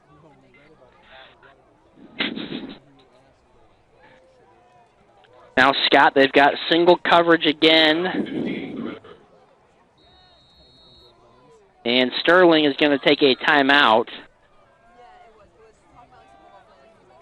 Sterling timeout. We got a score update from Bloomington. It's the Ironman 20, Sacred Heart Griffin 7, 9:44. Let's play in the second. That coverage is over on Clutch Sports Media YouTube. And the game of the week is Peoria High and Rochester. You can find that game if you're interested on ciproud.com.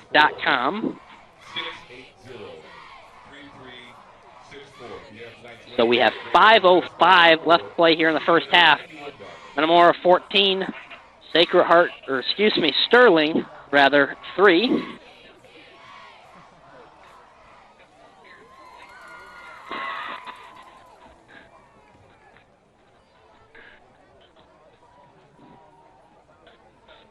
Do you go back to Shaffron again? They might be looking for it this time. Maybe you find a Caden Berger on a slant.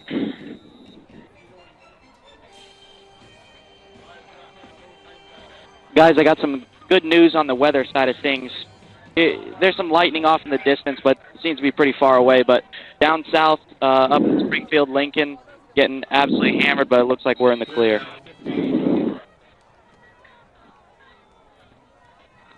So 3rd and 15, pressure coming, and it is almost picked off.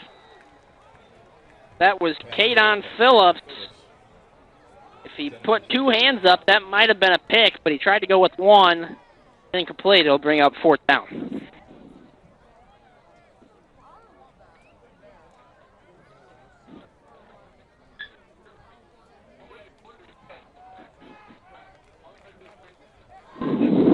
Brings up a 4th down. Just under 5 minutes to go. It's Petrie to punt for the Redbirds.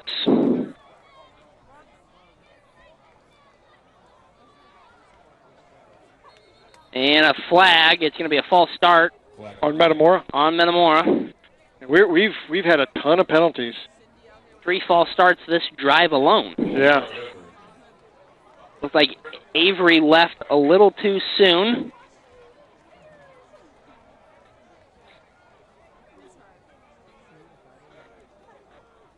So now Petrie will be punting from his own end zone here. And this could be a big turn of events for the Warriors. Yeah.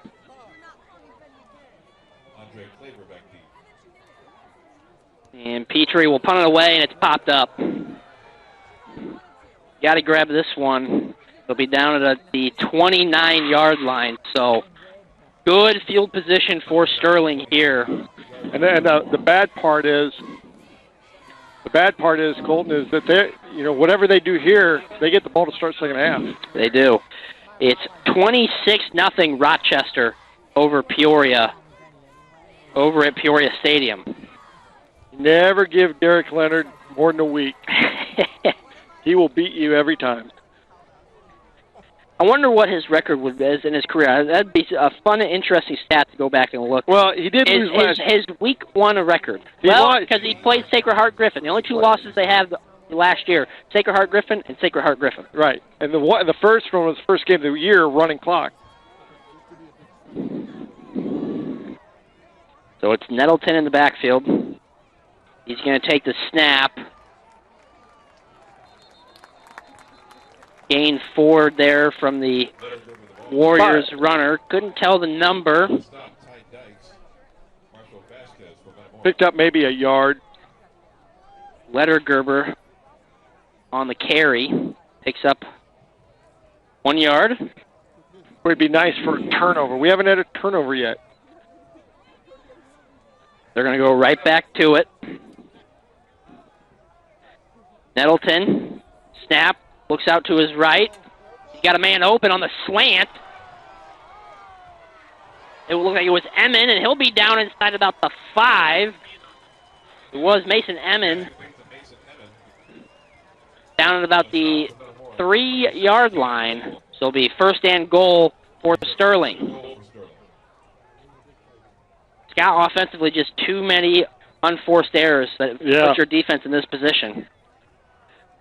So quickly to the line is Sterling. Nettleton's going to take the snap, hand it off to Lettergerber, and he goes nowhere. That ball came out. Did Metamora get Metamora it? got it. They're going to say he was down. The referee in the middle of the field says he is down. And Sterling's going to keep the ball. Yep.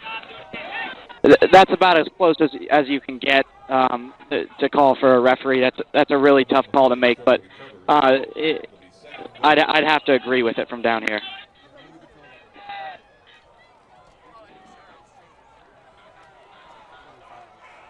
So Nettleton will hand it off again, and this time in for the touchdown. In Sterling into the touchdown, Andre Claver. So Sterling's on the board with their first touchdown of the night. Makes it a 14-9 ball game, waiting the extra point. 3:16 left to play here in the opening half.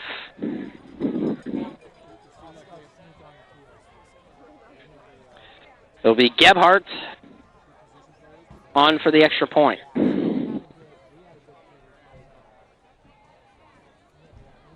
Snap, hold, kick, up, and good. So it's 14-10, Metamora leads, 3:16 left to play here in the first half. Yep. That was the turnover you were looking for, but unfortunately, runner was ruled down. Yep. Offensively, we have to be more crisp.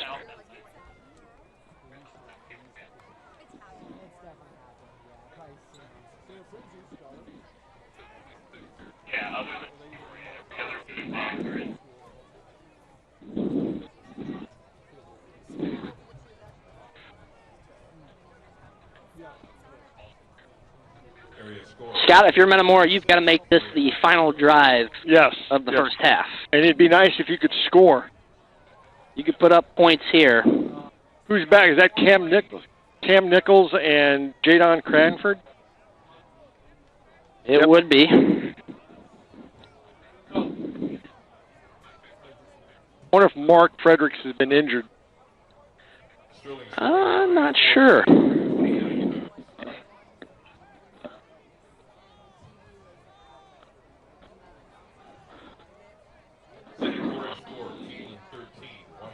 At the half, Pekin 7, Rolling Meadows 0. The Dragons have a lead. No, Frederick is still down there on the sideline, helmet on. Kick is away. Cranford's going to take it at the 4. He can get a couple of blocks, but there's going to be a flag here. It won't matter because there's going to be an illegal block in the back. But Cranford comes up limping here. That's what you don't want to see. Illegal block to be called against Metamora. We just are making too many mistakes offensively. That was a tough call there. It was more off the shoulder pad, but you can't make that play right there in front of the referee. No. So they marked it at the 15. That takes it down inside the 10.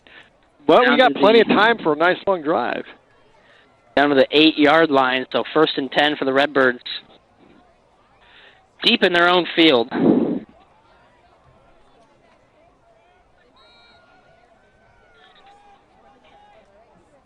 So, and off here.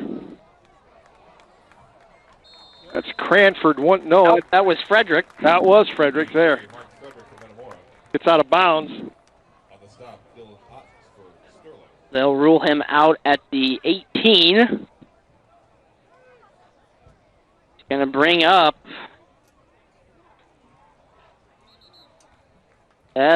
That's the first down. But they waited. So they're gonna give them the first. But they waited how long before they stopped the clock? Yeah. Now they will wind it under 3 minutes. Metamora's going to take their time here.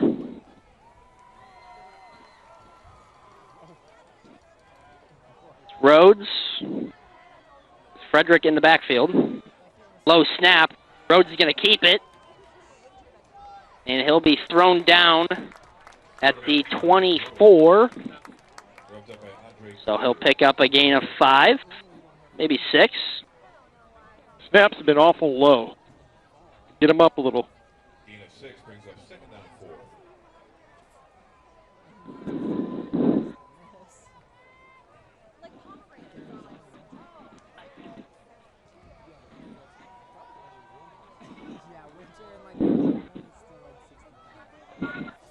4. $150 and counting. Metamora trying to wind the clock here. Rhodes is going to drop back. He's got a pass, but bounces it to Shaffron. Shaffron and Rhodes have already connected for a 60-yard touchdown pass in this game. Rochester now up 33-0 over Peoria. They're going to running clock Central. When was the last time you think that happened for Peoria High? Ooh, Nelly. You'd have to go back a few years. Oh, yeah, quite a few. So 3rd and short. Rhodes is going to keep it. He's going to follow his blocks, but he'll be short of the first down marker. So it'll bring up a decision here with 1:26 and counting. Surprised Sterling has not taken a timeout yet. Yeah, it seems like we're going to roll with the offense here. I'm okay with this. I'm a gambler. Scott, I've never known you to gamble a day in my life, but you're saying go for it here. 10 on the play clock.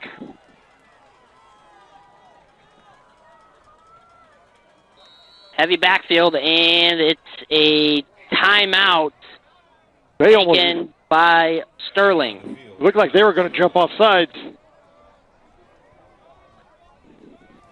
I think we'll punt now.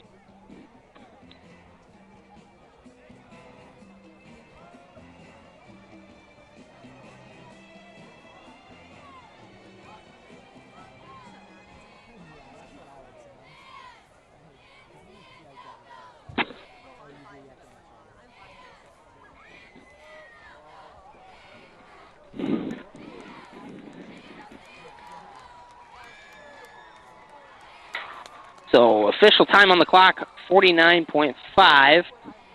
The 4th and 1. Redbirds get the entire timeout here to evaluate what they're going to do. I think they're going to punt. They're sending the offense back out there. Yeah, but Stephen Petrie's in the backfield. No, it's Rhodes with Mark Frederick and Evan Kyle. See if Evan Kyle can lay a block here for Mark Frederick and pick up a first down. Redbirds may have gotten away with a false start there. I thought they did. We're going to try and wind this down.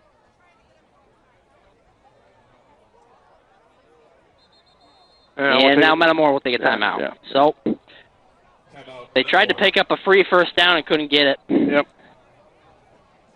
They wanted the penalty. It looked like they had Sterling that jumped. And the Redbird coaching staff pleading for a call right now.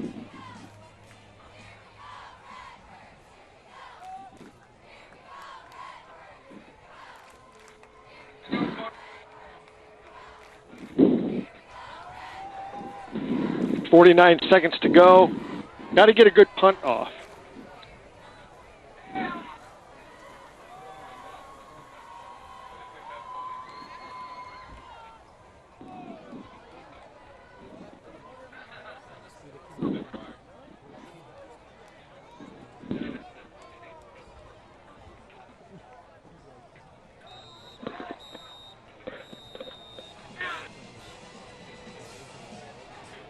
Metamora comes out of the timeout.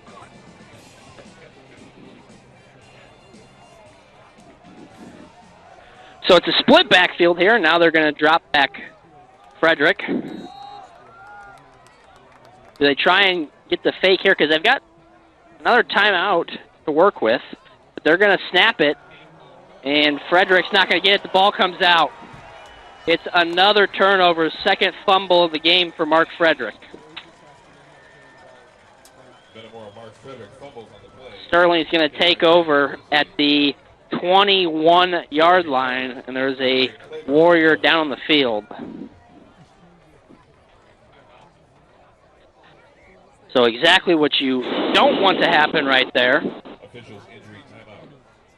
Now Sterling's got 43 seconds to take the lead as they trail by 4, and they will get the ball coming out to start the second half.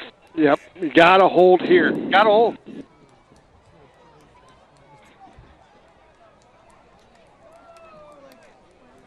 Andre Claver exits for Sterling.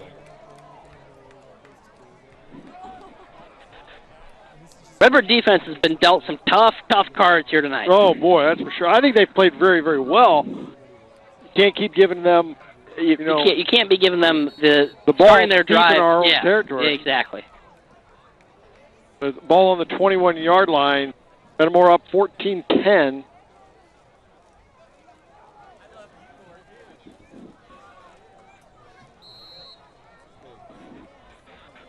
Almost through the first half of football in week 1. Nettleton in the backfield. He's going to take the snap. He's going to look to throw. He's going to air it out. Wide open in the end zone. It's the touchdown. Sterling's going to take the lead.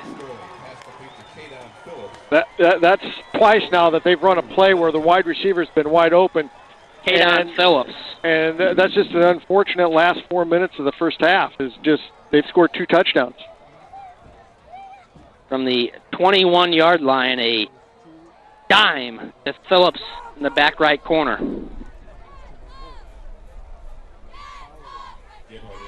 So it's Gebhardt on for the extra point. Make it a 3-point lead. It's up and good. So Sterling takes the 17-14 lead. But there was a flag on the field. I believe Sterling had too many players on the field. Yeah, and that's what the Metamora coaches are pleading for. They said that Sterling didn't quite get off the field before that ball was snapped.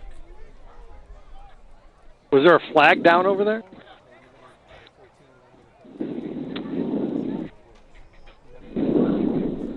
That's too many men on the field. Substitution to call against Sterling.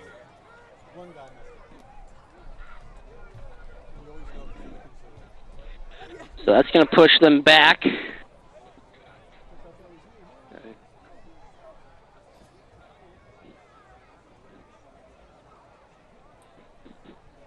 Now the officials are coming together here.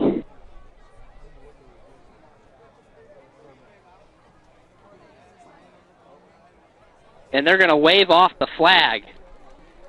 Flag is waved off. Wait a minute, they called it, didn't they? I thought they signaled.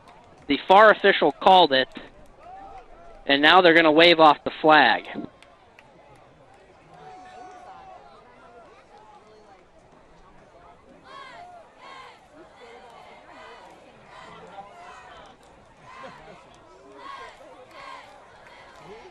And I think Coach Grebner is going to lose his mind here.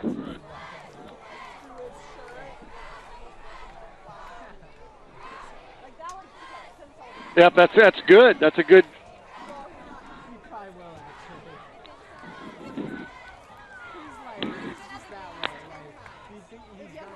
So the extra point will count. Yep, it will count. It'll be 17-14, 36.3 left to play here. Couple of costly turnovers. In good field position for Sterling.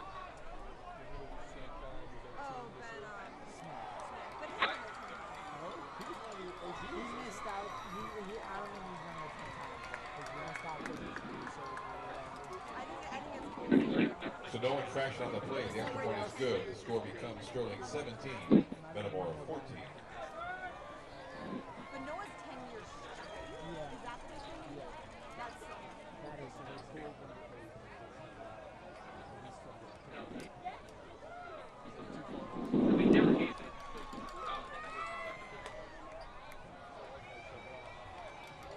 Yeah, right, everybody here?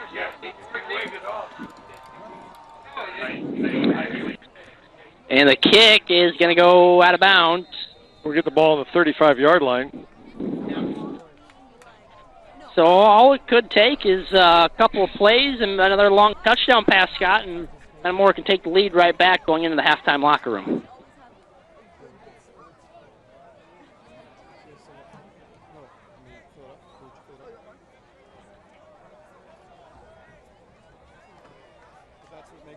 Sterling kickoff out of bounds creates a legal procedure penalty. I just want to be a good player. I'll give you a text.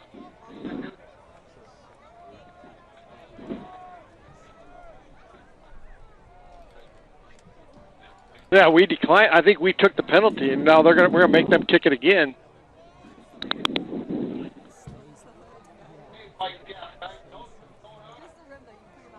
Yep. So,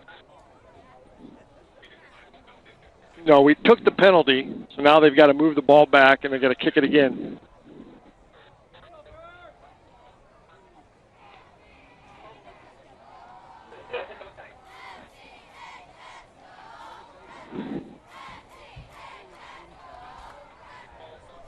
So now Sterling will re-kick from the 35.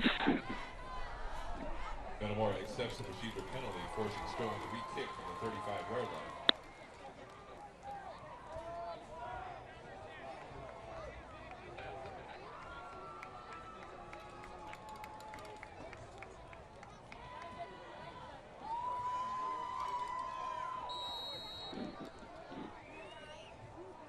Gebhardt going to kick off again, and he'll push this one. Taken in by Grebner. Grebner's going to try and stretch it. He's got a hole. Oh, that's pretty good field position. A 44-yard line. The 44. 27 seconds to go. Plenty of time to work with here, so the Rippers get an extra 8 yards or so. Yeah. Almost 9.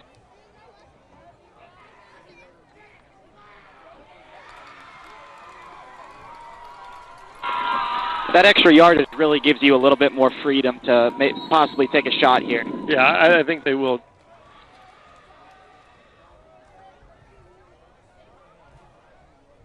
going to be Shaffron in motion and a flag. Just turned up too early. Pass to Vasquez is incomplete. Way too many penalties.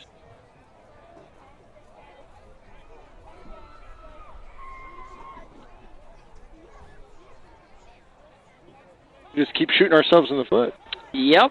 It's week one. It's week one, yeah. Yep. You're going to get the mistakes out early. And by the sounds of it down here, we're just going to roll with taking a knee here. Yeah, I think so too. Just illegal motion to call against Metamora.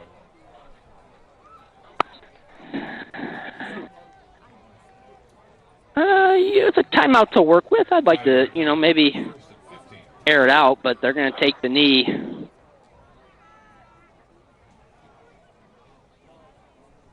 And we'll go in the halftime locker room down 17-14.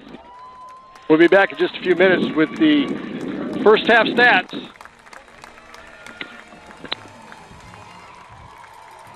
First half score is Sterling 17, Metamora 14. Stay with us for tonight's marching band presentation.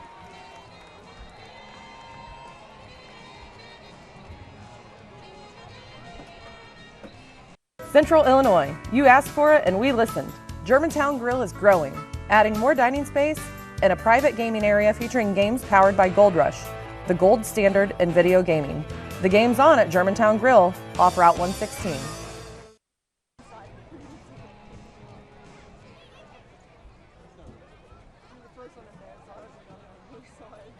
Please welcome back to the field your 2023 Redbird Marching Band.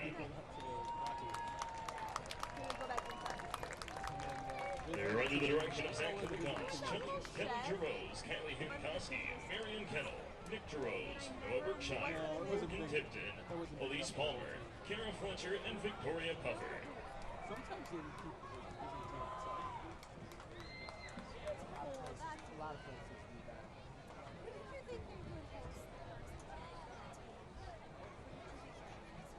They're not about breakfast. Bring them snacks and cookies. Would it be nicer? Yes. They're not trying to be as minimal. I think they'd rather have a tea on the food. It's not supposed to be cool. I'm sure there's rules in certain I mean, like some places can't. You could put them somewhere inside your school. I mean, some of these small schools, they do have an extra going on that thing. Yeah. Oh no, I don't know if they're keeping them out. Depends. It's not as big on that side. Yeah, but they were inside before. It doesn't go all the way through. Because that's nice.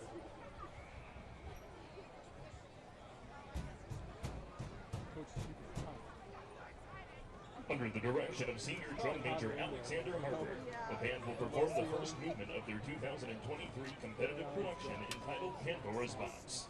Tonight, get excited to hear Foundry by John Mackey and Firebird Suite by Igor Stravinsky. Drum Major Alexander Harper, is your band ready? 101. You can do it. 100. You can do it. We're not going to give up. We're never until we're strong and mighty and tough. These weights are going to be heavy, like a heavy job. So you're going to need to bring your muscles with you. Got it? Now let's get lifting some weights. Come on.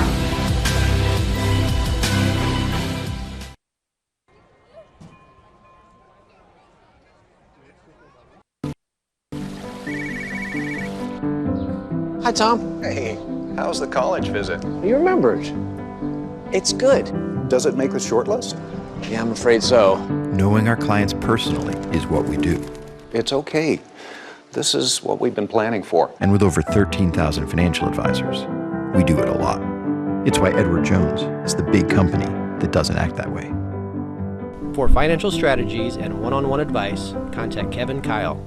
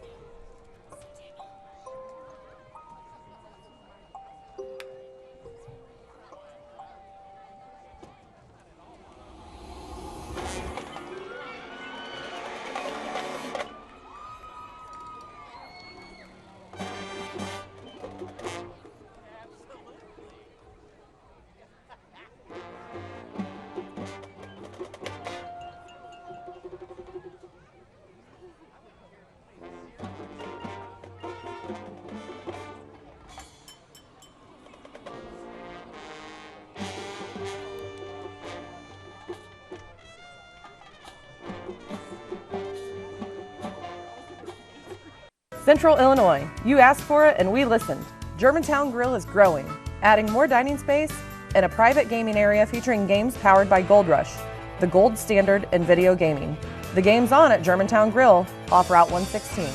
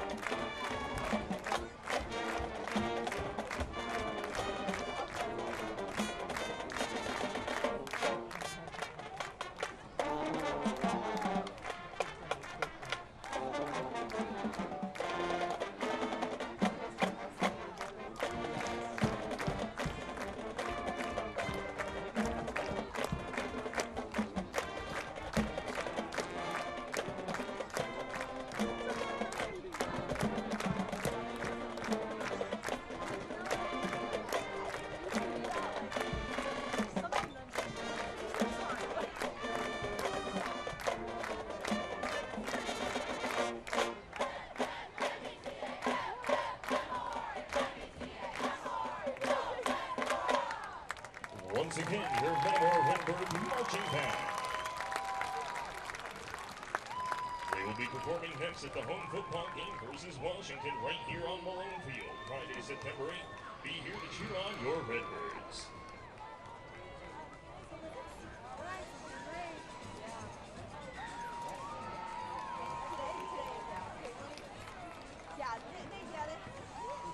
Halftime scores elsewhere in the area. Kingland 13, Washington 12. Muhammad Seymour 7, Morton 6. Noble Community 20, Sacred Heart Griffin 7. East Peoria 7, Streeter 6. Rochester 33, Peoria High 0.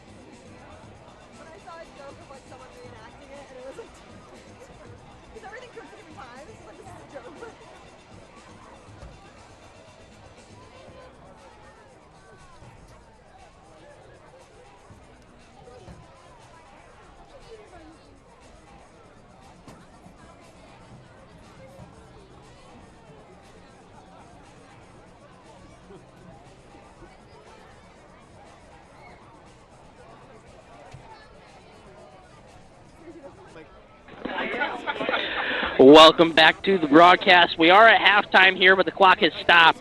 There is lightning about 11, 12 miles away, so we are in a lightning delay currently.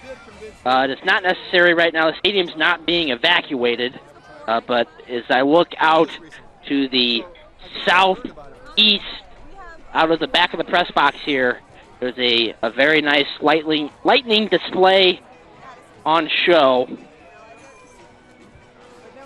It's moving south, so we should be clear here, but it's enough to where we are in a delay right now. So we'll keep it right here. You'll still have video of everything going on, but until further notice, we will stay off air until we get progress, and we're headed back towards the end of halftime and the start of the second half. Keep it right here. You've been watching Metamora Football on the digiMAX Sports Network.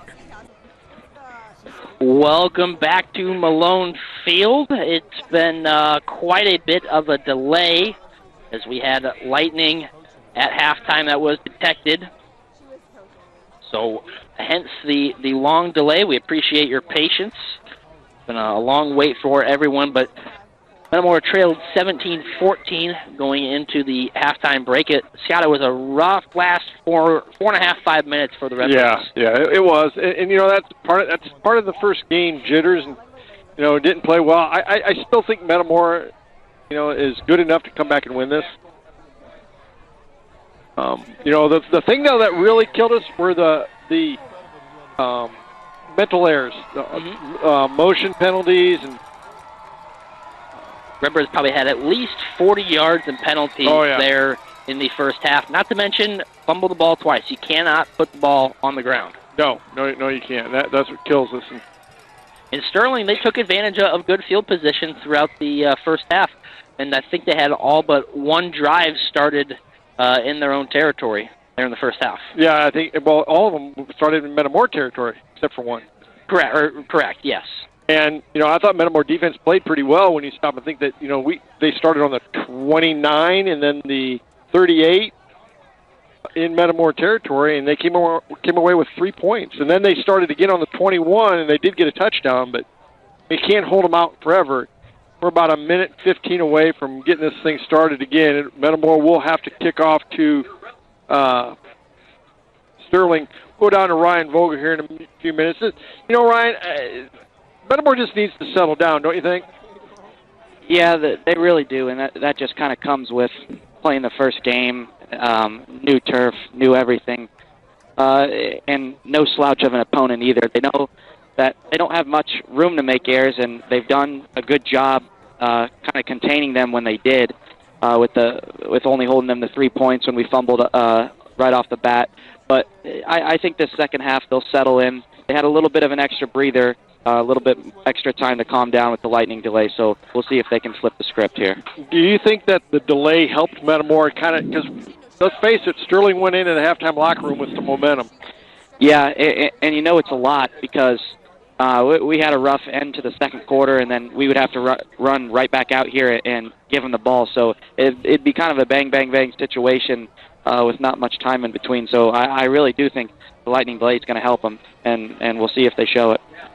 Lightning delays all around central Illinois and the state here.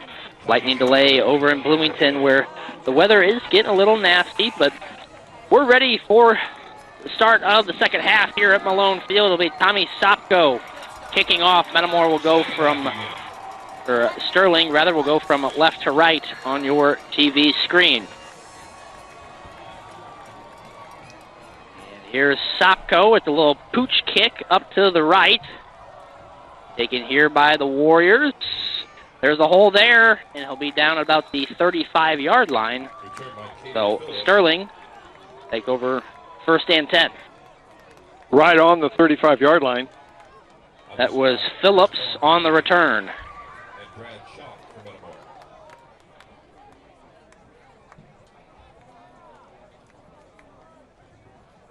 Going on just past 9:40 Central Time here. More times than not, your games are getting over close to this point. Yeah. But after about an hour delay, it'll be Nettleton and Claver. Pass complete. And they're going to lose a yard. Wrapped up immediately. Looks like Vasquez in on the tackle for the Redbirds. Was that Grebner, though? Because that's out in the flats.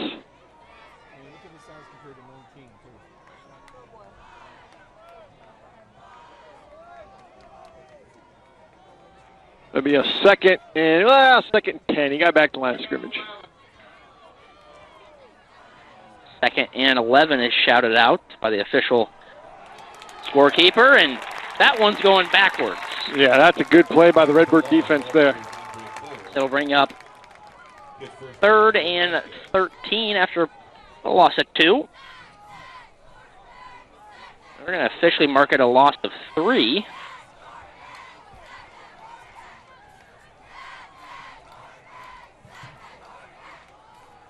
Don't make it 2. 3rd and 13. Nettleton in the backfield, along with Claver. He's going to take the snap. Looks to his right. He's got a man, overthrows him.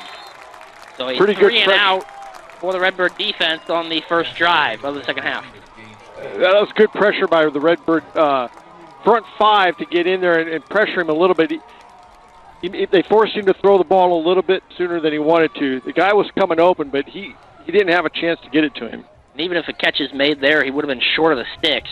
Yeah. Would have set up a manageable 4th down, but yeah, likely still the same result. Still no win to speak of. And the punt is away. Rebner gets a big block. Rebner shakes a man down the sideline, out of bounds around the 46-yard line. Good return there from Avery Grebner.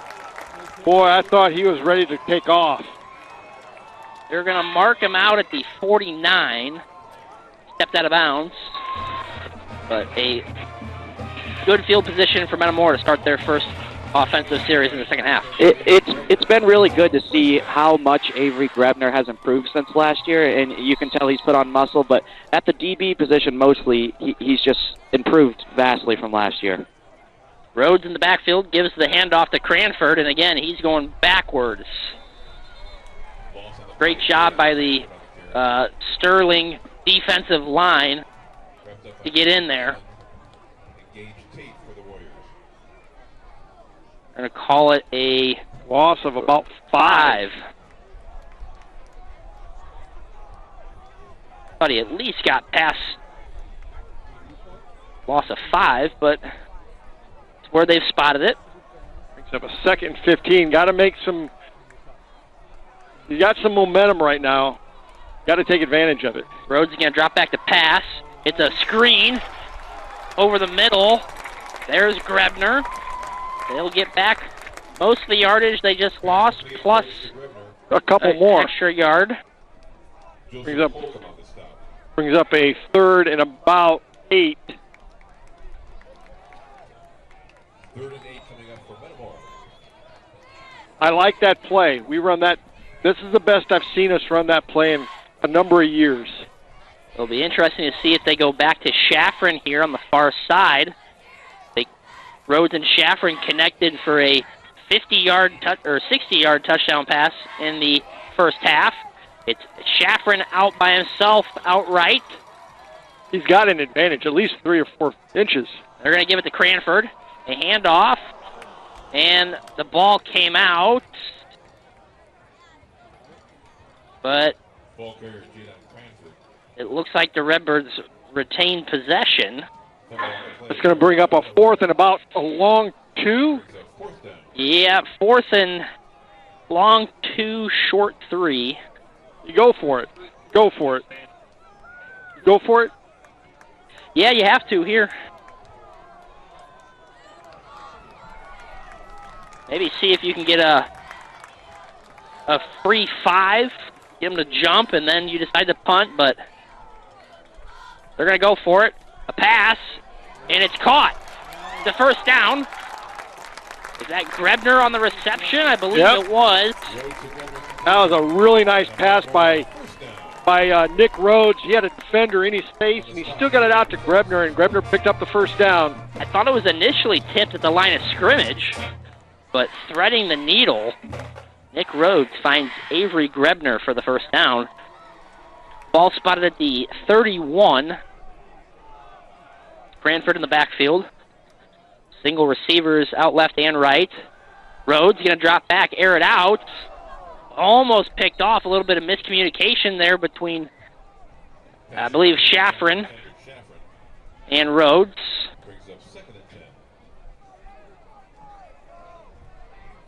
Looked like Shaffron just kind of stopped on his route. Yeah, that looked a little odd. So 2nd and 10.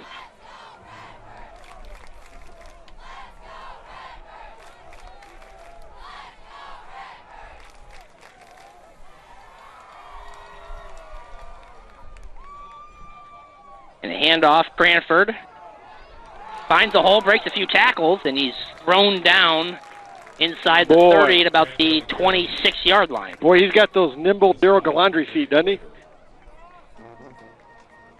He'll put it at the 27. Pick up a 5.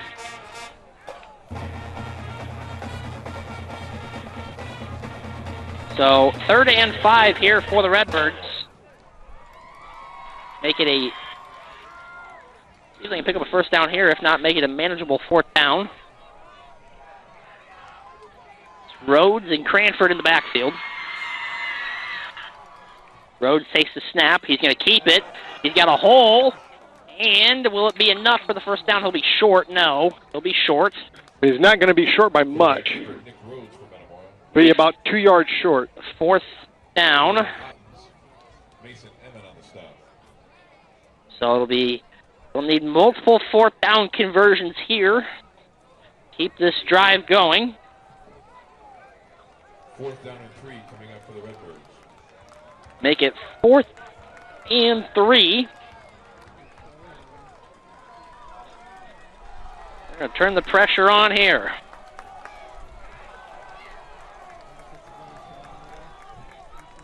Berger out to the right. Shaffron, close receiver.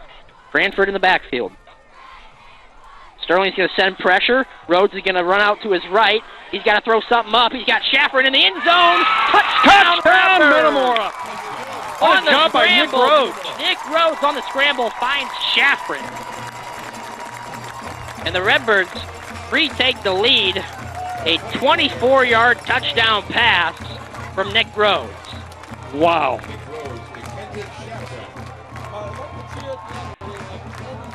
Well, we held him.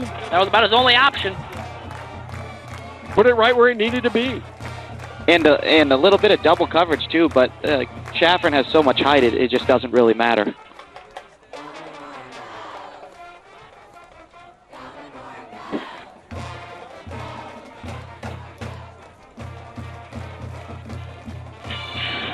And it looks like Metamora is going to line up for the extra point. Tommy Sopko.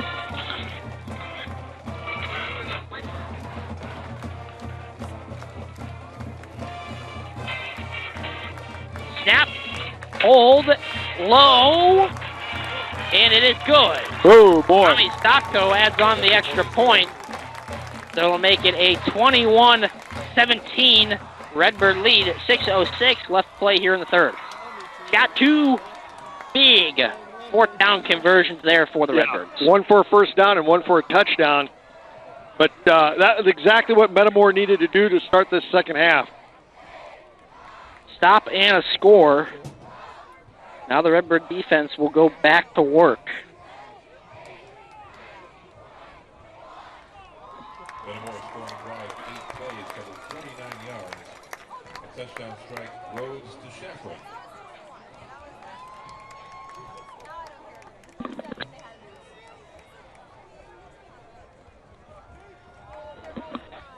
Scoring drive, 8 plays, 49 yards for the Redbirds on that touchdown drive.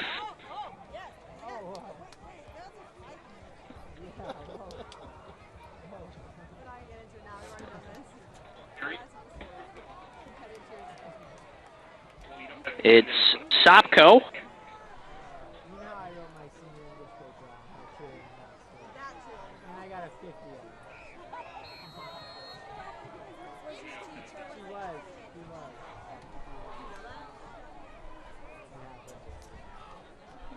Kick is away. The squibber. A beauty from Sopko. And if I believe that's Phillips on the far side. Wrapped up right away. Caden Phillips on return. Tripped up by Chris Colantoni. And it seems between last year and this year, Sopko's just kind of mastered that little pooch kick. And the point of it is get a nice high kick and hopefully hit the ground, possible weird bounce, but it just gives the defense time to get down there as well. And it leaves the other team, even if the guy picks it up, there's no blockers for him. Ball spotted at the 33 as Sterling goes back to work offensively here. We need a turnover. Mendoza came on the field late. Redbirds want a false start. Oh, big hit over the middle. It was already incomplete. That's how you play good, hard football. That's Shea Seals coming in to deliver the big hit. Yeah, Shea Seals and Cam Nickel. Well, they I believe on the initial deflection. Brad Schock is two defensive backs that'll come up and put a helmet on you.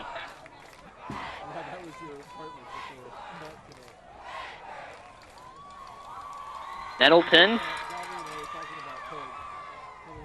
will take the snap. It's a high snap, and the Redbird defense swallows him up in the backfield. A loss of about 6 on the play. It'll be 3rd and long coming up.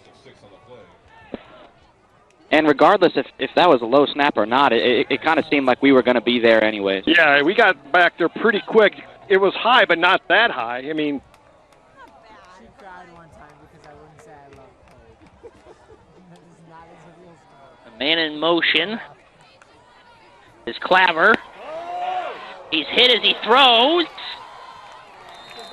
And good defense there, good coverage from Avery Grebner. And he's cramping. That's okay.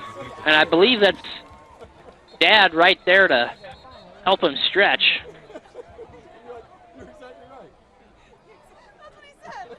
Oh, they got to take an injury timeout.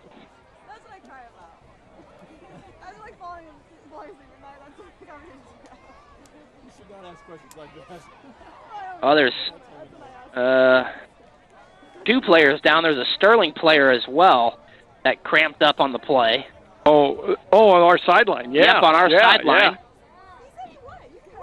I saw the Sterling trainers come walking over. You think Grebner will give Johnny a forearm shiver as he comes across the field? Yeah, he heard about that, so he's going back.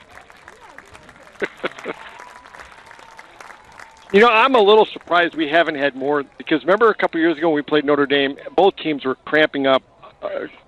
Gary Baranowski, the PA guy, he's cramping up. He didn't get taped up quite well enough.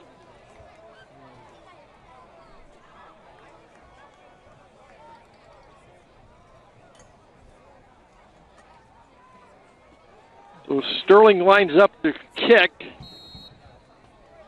5:11 to go here in this third quarter. Punt is away. And that's Frederick. He'll break a tackle, break a few more, and he'll be down inside the 45, but there's a flag on the play. Flag on the field. So we'll wait on the call here. That's on Metamora. That will be bringing it back. Will Ports. I think we blocked in the back. An illegal block against Metamora is the call. So that'll take it, but we're still going to have really good field position.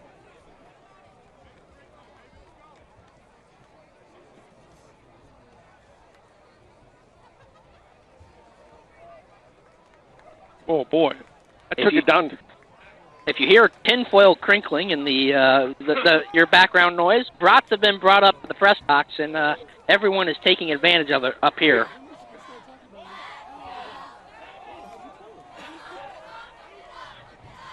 So they're waiting for the ball boy to bring the ball on the field. So Metamora will get the ball on their own 38-yard line.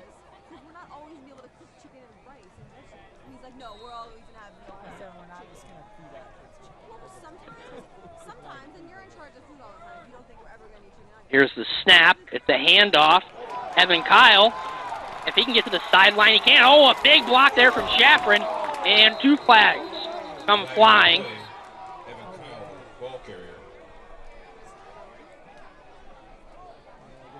I think that would be a block in the back, don't you think, Colton? No, it wasn't in the back. He just ran him over. They're going to call targeting? It could be a possible, personal foul. Targeting? Possible, blindside block? They're going to say it's targeting. It's a blindside block. Personal foul, blindside block called against Metamora. So that'll make it a first and about 13.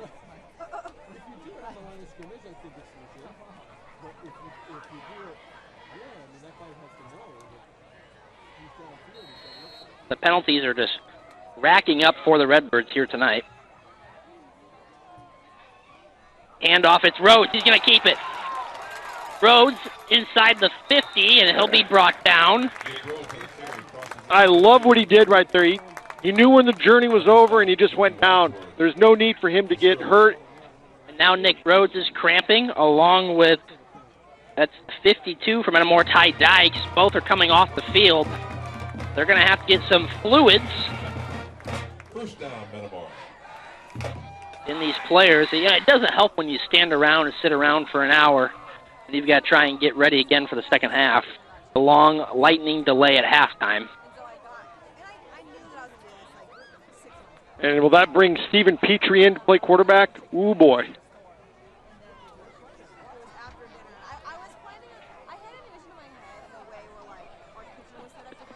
Metamora's going to take a timeout when it gets down to about 1. Smart move, see if they can get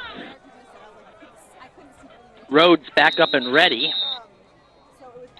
Yeah, and along with the humid weather, it's hard to get your body prepared for something like this because you don't really play a full game before the first full game. Emphasis night is pretty light work, so this is probably a little bit of a shock to a lot of their bodies. Well, it's just been this week that we've had this kind of heat. It's been pretty nice. We've had a pretty mild summer, and then up until just, Monday, Tuesday, Wednesday, Thursday, and tonight, it's been pretty nice.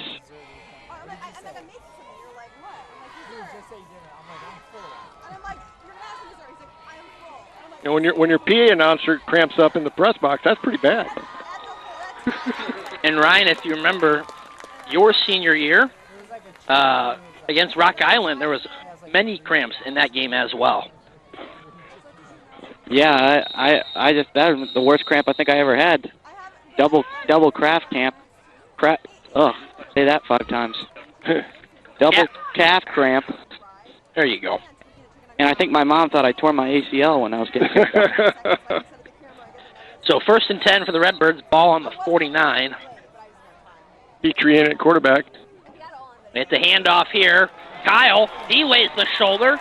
Will he get the first down? He'll probably be just short, right around the 40-yard line. Evan Kyle showing a little bit of speed out of the backfield for the Redbirds. He was so good last year on that JV team. I'm telling you, we've got some running backs. Give him a gain of 9, and it'll bring up 2nd and 1.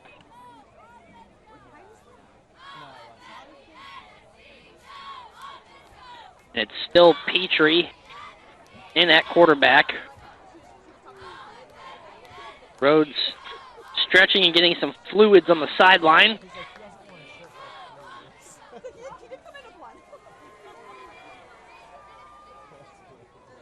Petrie on the keeper. Oh, a shoelace tackle. Shoelace. He was off to the races.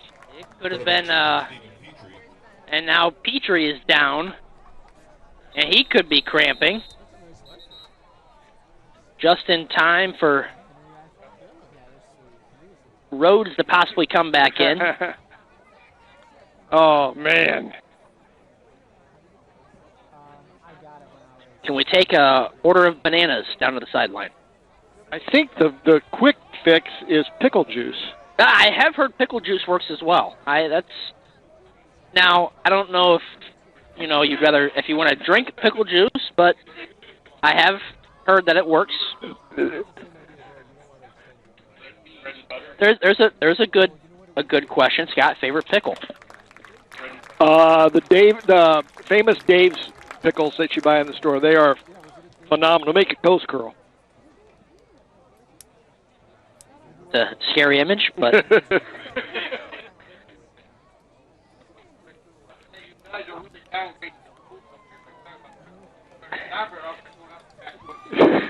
First and 10, ball on the 34.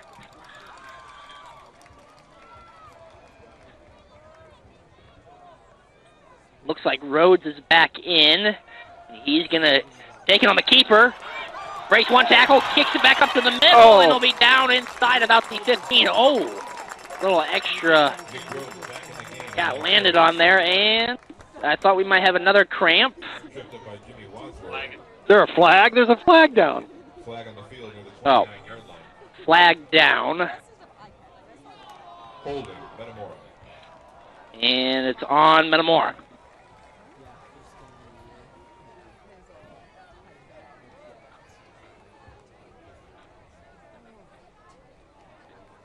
So that will push it back.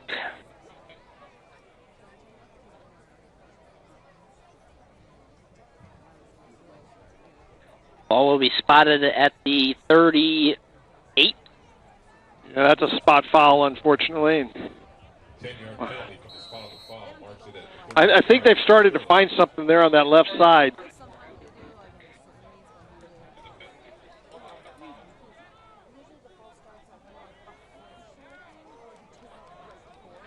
So it'll be Shaffron out to the far right, single receiver each side. First and 14. Rhodes is going to take the snap. At the low snap, he's got pressure. And he'll actually break it. He'll get some yardage back, and he'll be pushed down inside the 30 at about the 29. That just goes to show you how well those linemen are getting their blocks. Because he stumbled, and still there was nobody there to touch him. That play was relatively blown up from the start, but making something out of nothing. Pickup of 9. The 2nd and about 6.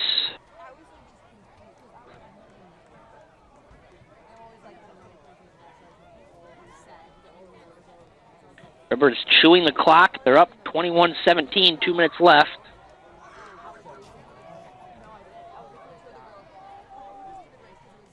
snap. And Rhodes keeps it, goes up the right side. He'll get forward for a gain of 3. 3 yards, yeah. Bring up 3rd and short.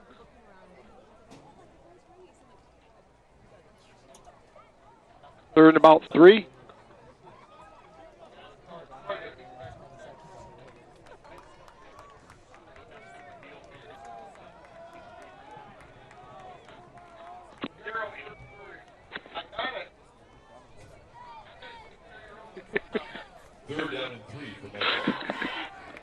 So Shaffrin is the receiver on the close side. He's going to have single coverage.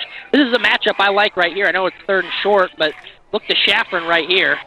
They will. They're going to air it out. Shaffrin. There's got to be something there. No flag on the play.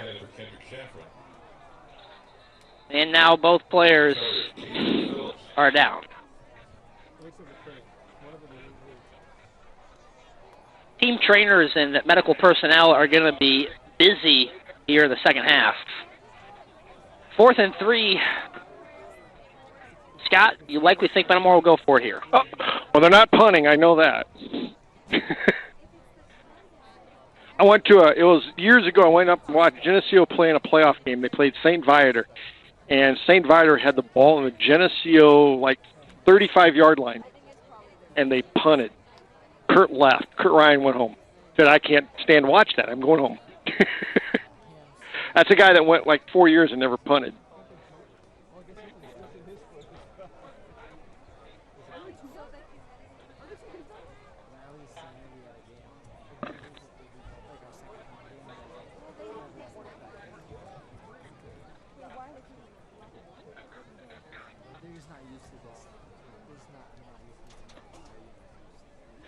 So both players still down with a cramp here.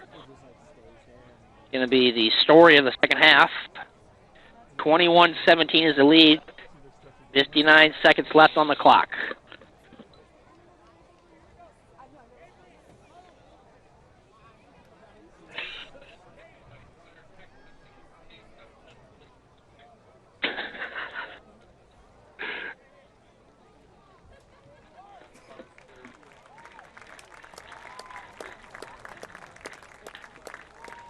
Why don't we take this time and thank some of our sponsors.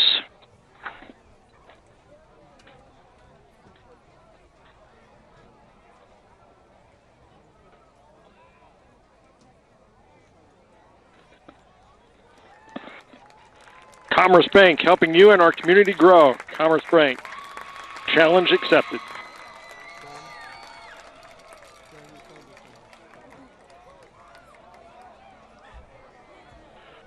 Goodfield State Bank, big enough to serve you, small enough to know you. So 4th and 3 here for the Redbirds.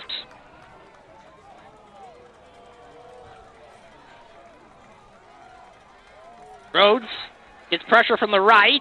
Pass complete. Mark Frederick, he'll be down inside the 20. The Redbirds pick up another first down. Another perfect pass from Nick Rhodes. And another 4th down conversion, Scott. That's 3 this half already. Ball spotted at the 18. 1st and 10 for the Redbirds. Inside a minute to go here in this third quarter. This is a quarter that's been dominated by Metamora. Offensively, they have taken their time, utilized the ground game. They've passed when they needed to. One resulted in a 24-yard touchdown. And Rhodes keeps it up the left side. He'll be down at about the 11, 12-yard line. He was so patient there. Let those blockers get ahead of him, and man. They might let the clock run out here and take this to the fourth quarter. Yeah, I would let it run out. Yep, they're going to let that run out. So through 3 quarters of play, the Redbirds are going to hold a 4-point lead at 21-17. And a commercial break. We'll have the fourth quarter when we come back. Central Illinois, you asked for it and we listened. Germantown Grill is growing, adding more dining space and a private gaming area featuring games powered by Gold Rush, the gold standard in video gaming. The game's on at Germantown Grill off Route 116.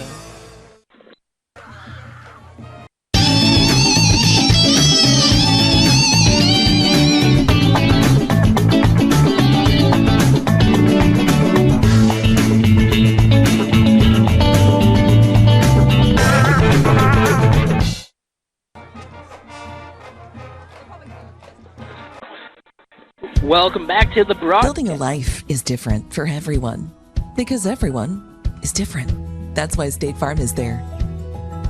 Contact Greg Harmon for a quote today.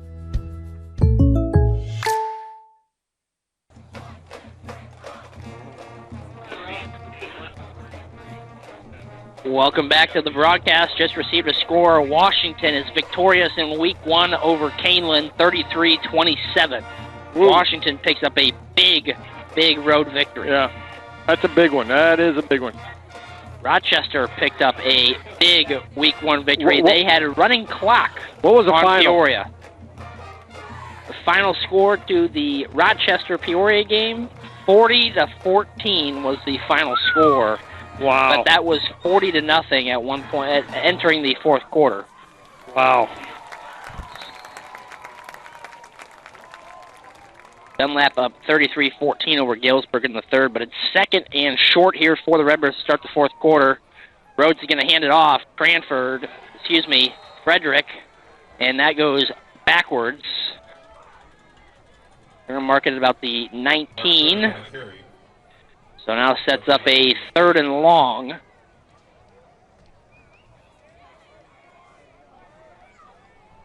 Sometimes the defense just guesses right and they angle right into that ball carrier. Back to the original line of scrimmage. It's 3rd and 10.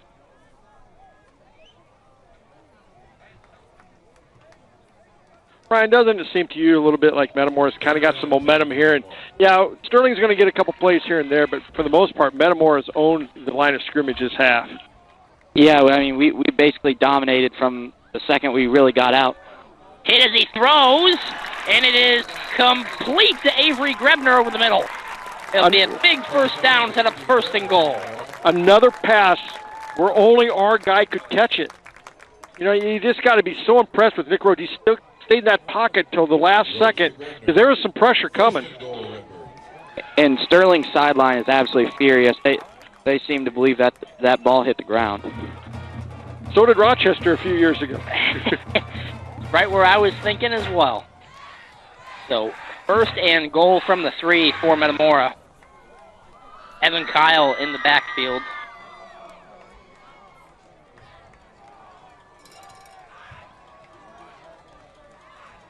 Rhodes is going to take the snap and hand it off. Evan Kyle. Oh, boy, he got stood up at the goal line. It'll be 2nd and goal from the 1. He puts his head in there, doesn't he? He does. Woo. Hit first by Dylan Ottens. Assist Mason Emmett. He doesn't quite have the wiggle of Dan Poplet, but he's close.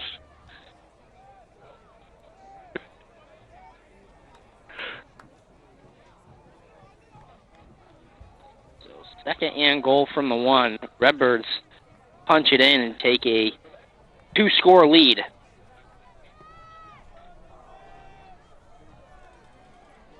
Rhodes is going to hand it off. Touchdown, Evan Metamora. Kyle up and in. Touchdown, Metamora.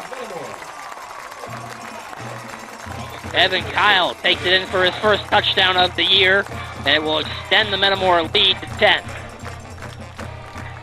With the extra point coming. Boy, he just got right in Alex Lane's hip pocket and just rode him on in, didn't they? That was nice.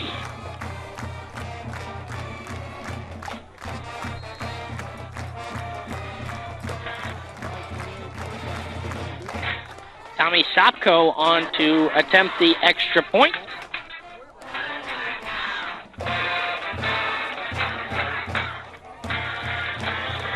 Snap, hold, kick is up, and good.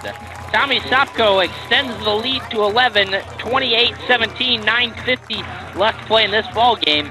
Metamora is taking control here in the second half. You know who they ran right behind Alex Lane there. Alex Lane reminds me of the big lineman in Varsity Blues. What was his name? You know what I'm talking about? I've never seen Varsity Blues. Oh boy, the big lineman in Varsity Blues. He's kind of their bell cow, and that's what Alex Lane and Ty Dykes have become. They've kind of owned their side of the line of scrimmage. They've done a really, really good job. And that drive right there, 7 minutes. That's demoralizing for a defense when you get it just run down your throat.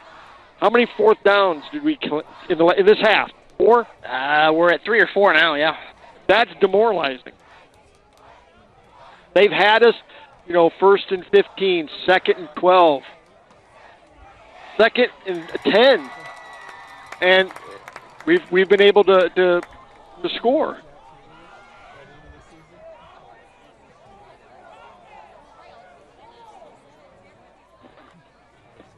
And they might have forgot something kind of important when they went out there. The ball? Yeah. Yeah.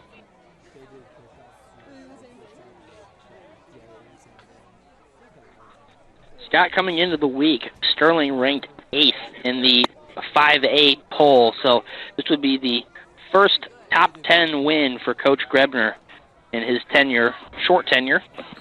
Easy, Colton.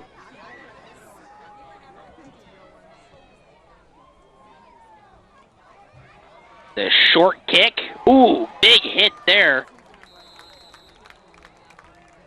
Kickoff return by Kale. Who is it that made that hit? That was a heck of a hit. He's coming off the field a little gingerly, but that was 44, Chris Colatoni. We've got a Redbird down on the field. Another leg cramp. Official injury timeout.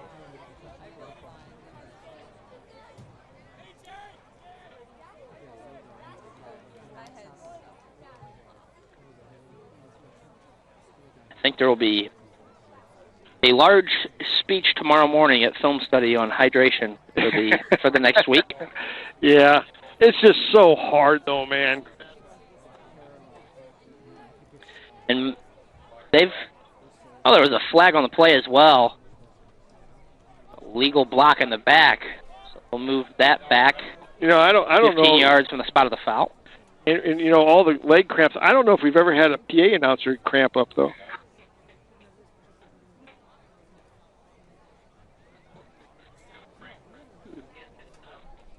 No. He didn't properly hydrate, and then he didn't stretch. I know he didn't stretch.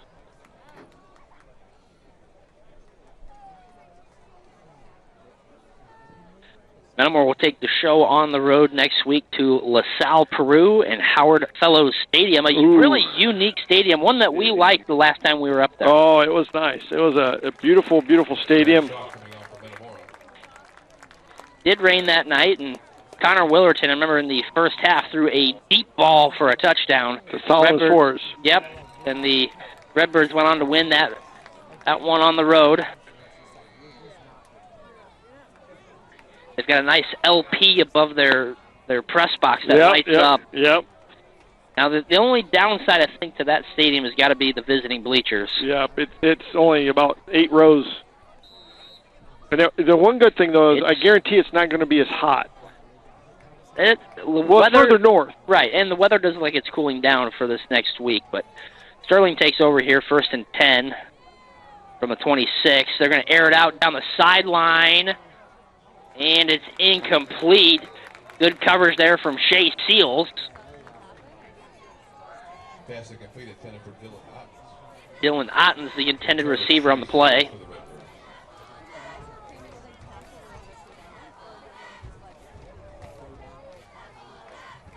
.9:38 left to play. Redbirds lead by 11, 28-17. I think they're going to try and air it out. They've got to try and score twice quick. Redbirds took 7.5 minutes off the clock on their last touchdown drive. Redbirds blitz up the middle. Oh, and that play went nowhere. That's pretty good job by Bagol. Is that Kevin Barker? Barker, yeah. And on the play. They talk about how he's really improved this year. He's kind of come out of nowhere and become a player.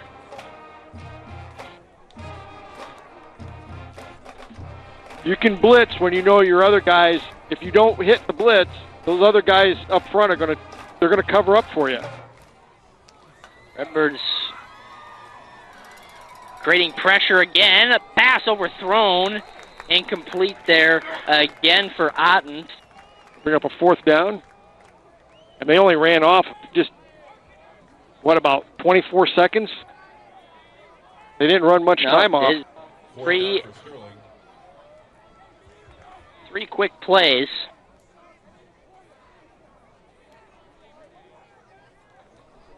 So 4th and 10. Metamora is going to get the ball back.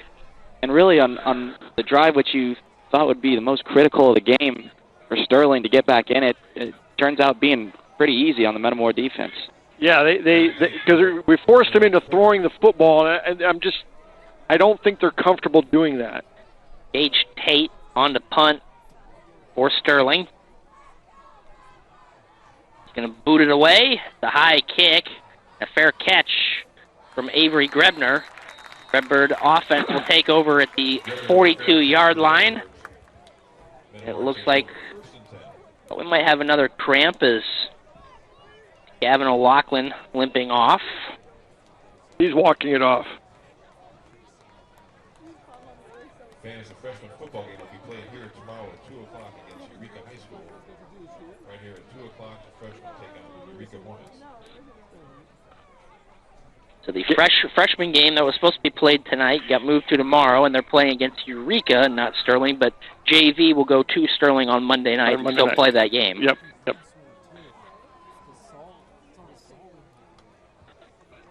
Hopefully it's going to be a false start or possible illegal motion.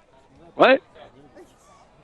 Metamora is just going to take the yardage and on the end of add the it run. On at the end of the punt. So Metamora will have the ball at the 47-yard line.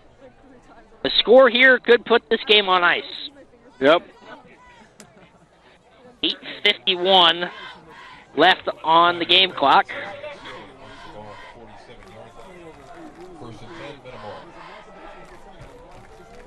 Single receivers each side.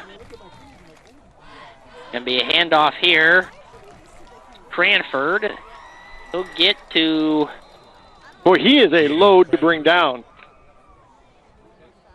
He'll be brought down at the 48, so call it a gain of 1.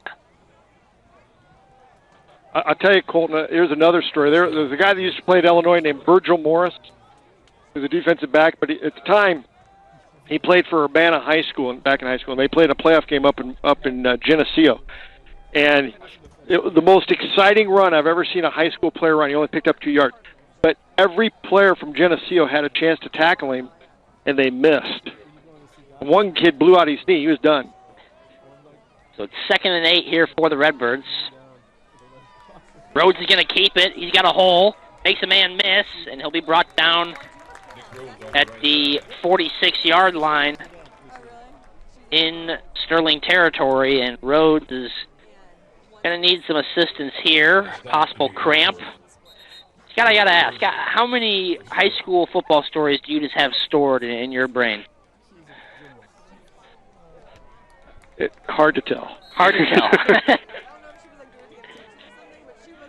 Yeah, that guy was unbelievable. When he Kelly Willard and I went to the game, and we sat there and watched it. It was like, this is unbelievable. Urbana was god-awful, but he was worth the price of admission. He was unbelievable. So 3rd and 3, ball on the 46. Is this Stephen Petrie? Yep, Petrie back in the game. He's going to take the snap, and he's met in the backfield. Bo breaks away, but he gets back to the line of scrimmage. Petrie on the carry gets back to the line of scrimmage. So likely that the Redbirds will punt this one away. I would say with the way our defense has been playing and their offense is just not firing on any cylinders right now, I think punt would probably be the best option. Yep, and they will. So punt unit comes on, which means Petrie will stay on the field. How about a nice hand for the Metamora cheerleaders and band tonight?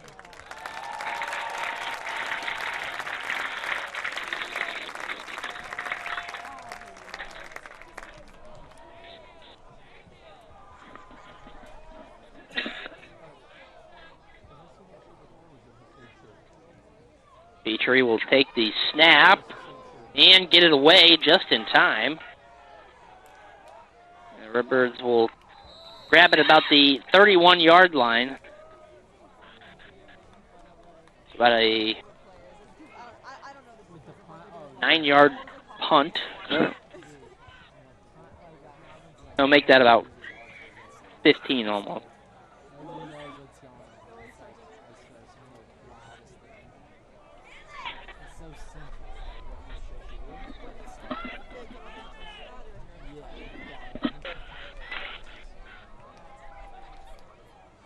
So Sterling comes back onto the field.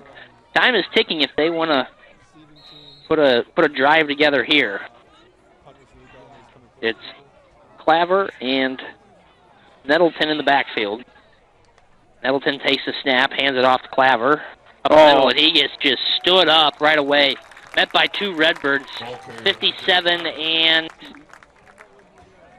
Oh, that was Barker and Cam Nichols. Cam Nickel. Kevin Barker. No gain on the play. 2nd and 10.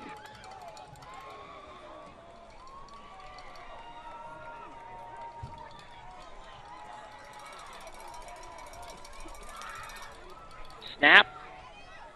Handoff. Claver breaks it up the middle. It's going to be a foot race. And he'll be brought down at the 30-yard line. A big run by Andre Claver. Andre Claver on the run. Brought down by Shea Seals. Shea Seals takes him out of bounds. Big play for the Warriors. Is that their biggest play of the game? It's got to be close.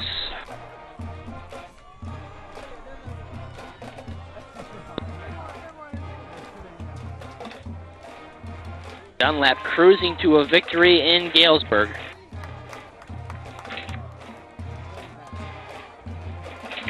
Nettleton will take the snap. He'll hand it off. And that play is going nowhere for Lettergerber. But Nichols again. Cam Nichols again. Cam Nickel. Time is ticking here, Scott. Sterling is taking their time getting plays in. They're waiting until it gets down to that 4:15 mark again.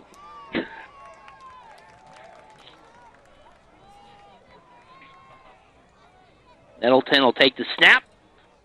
Another handoff, Lettergerber, and that one goes nowhere. He gets back to the line of scrimmage. And is that Swain? Sloan, I mean? A big point to note here is Metamora's still up by 2 scores here. So even if they did score, it'd be nice to see Sterling run off a little bit more clock, which is kind of what they're doing. They're doing a nice job for us. Yeah, they are.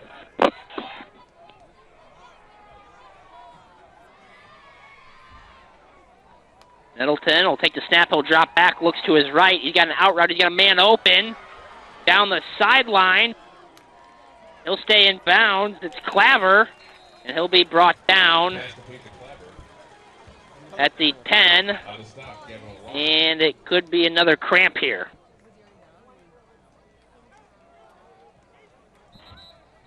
Seems almost at the end of every play there is a cramp. Injury timeout for Metamora.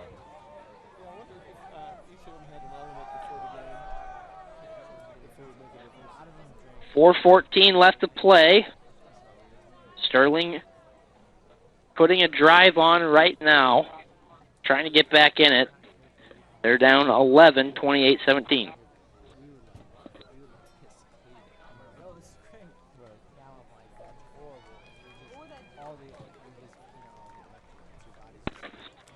One thing I noticed about being down here on the field, and I was talking with head basketball coach Danny Greaves, the game just seems like it's much more quieter down here. You don't get that stompy. Right. You're not hearing the stomps on sometimes what would be the hard dirt, and it's just not as loud as it was before. Yeah, I'm sure that it is. You know, you got carpeting up, and then you got all that rubber that's absorbing all that noise and sound. Sterling comes out after the timeout. I had to run 2 miles to the track to do it. So I get there and I'm already feeling kind of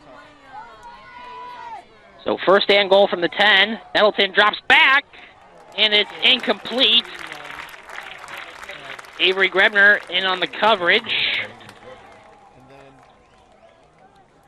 Intended for number 10, Dylan Otten. So it'll be second and goal from the 10. Brings up second and goal on the 10-yard And then it was 4th. And I finished the first one. I was like, that's hard. And I started. So no rest between the last 150 and the 100. Nettleton will take the snap, and he's going to keep it up the middle. No gain on the play. He'll get back to the line of scrimmage, so it'll be third and goal from the 10. Redbird defense putting on their best showing of trying to make a stop here.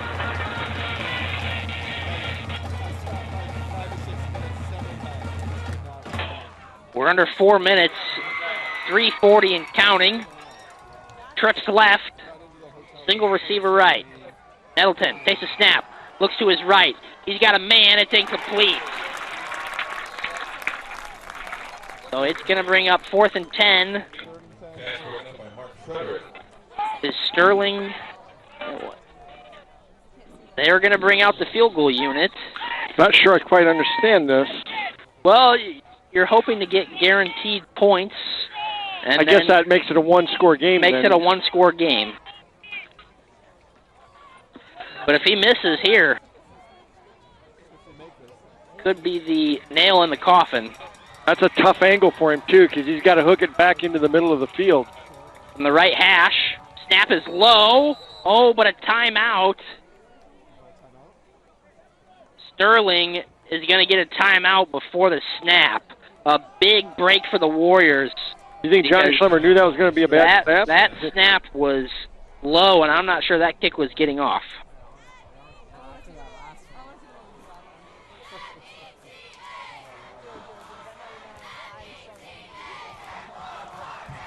.328 is the official time left on the clock. Redbirds lead by 11. Been a hard-fought second half. Metamora defense has done a great job, but the Metamora offense has just chewed up clock. Yeah, that 7-minute drive there to get our second touchdown, I thought that was a little bit of a backbreaker for Sterling. You know, they had two. They allowed us to get two fourth down conversions, and that's demoralizing on a defense. And then one of them was for a score.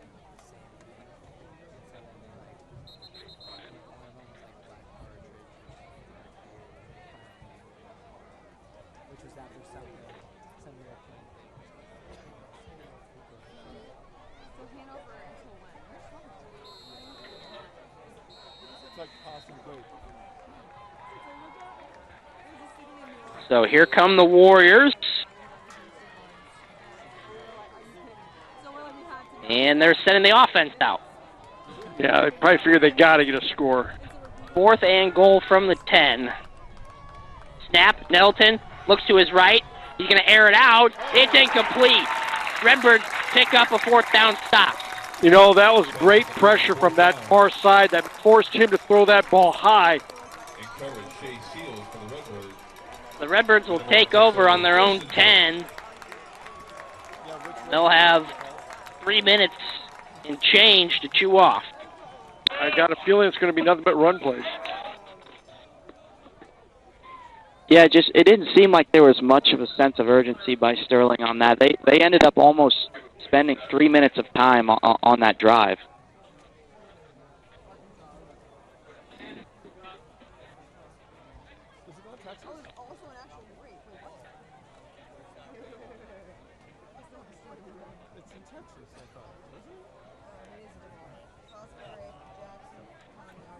So out comes the Redbird offense. Nick Rhodes back out there for Metamora. Evan Kyle in the backfield. Low snap. Hand off Kyle. He's got a few blockers. He'll get the hole. He'll be just short of the first down marker to about the 18-yard line. Bring up second and short.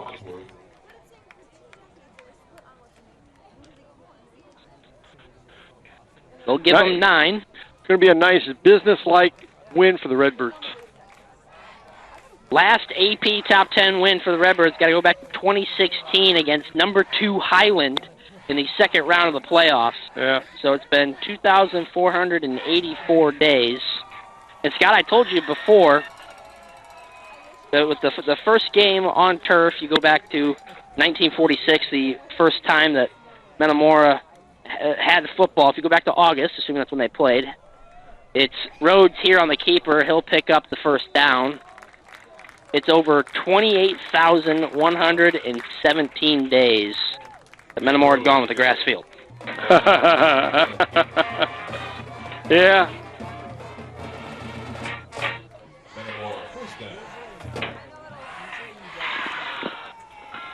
Colton, do you have someone up there running numbers for you? No, that was the mindless research I did last night, preparing for this game. That sounded like a Alex Staub game note. He channeled his inner Alex Staub. A lot has happened since 1946. Snap, handoff. It's Kyle. He'll plunge forward to about the 27. It might give him the 28. And a timeout from Sterling. 1:43 to go. Sterling will be left with 1 timeout.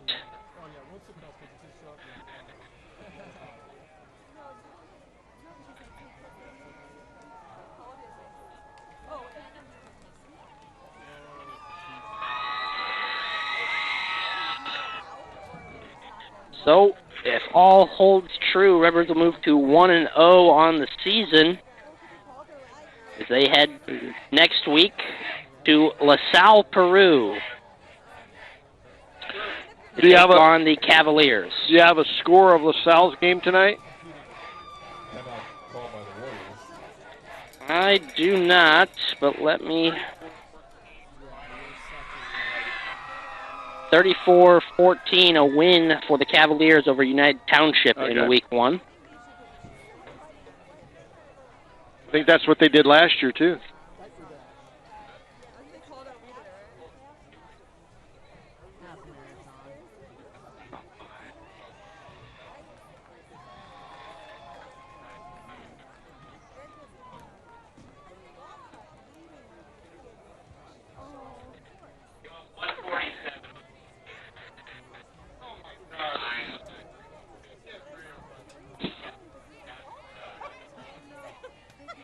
Looking at scores around the area, Streeter throttles East Peoria tonight. They're up 66-29 in the fourth quarter. But other than that, it looks like it's going to be wins around the Mid-Illini. We're waiting to check on the Canton-Eureka score. Ball on the ground. But I think Metamora got it back. Yeah, Nick got it back. Botched handoff there. He just lost. You know, we had 2 fumbles early. We've done a fairly decent job since then. And it's that ball's slippery and wet. Dunlap, a young team. They've got... What's the score of that game? Dunlap's up 53-14 over Galesburg on the road. So the Eagles will pick up a big Week 1 win. There's no score being inputted right now for Canton and Eureka.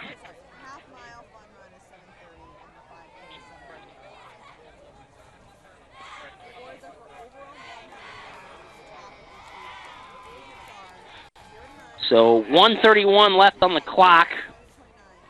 Bring up 3rd and 5.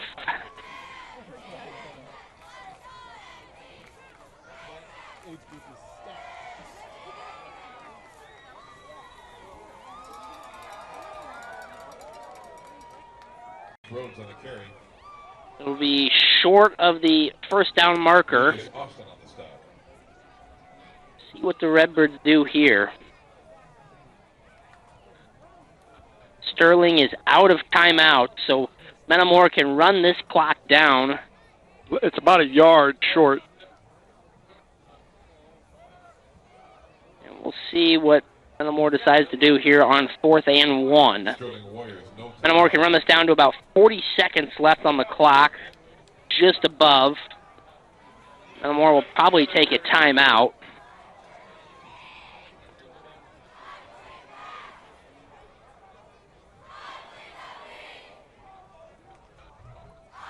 And Metamora will take a timeout. 41.9 left on the clock.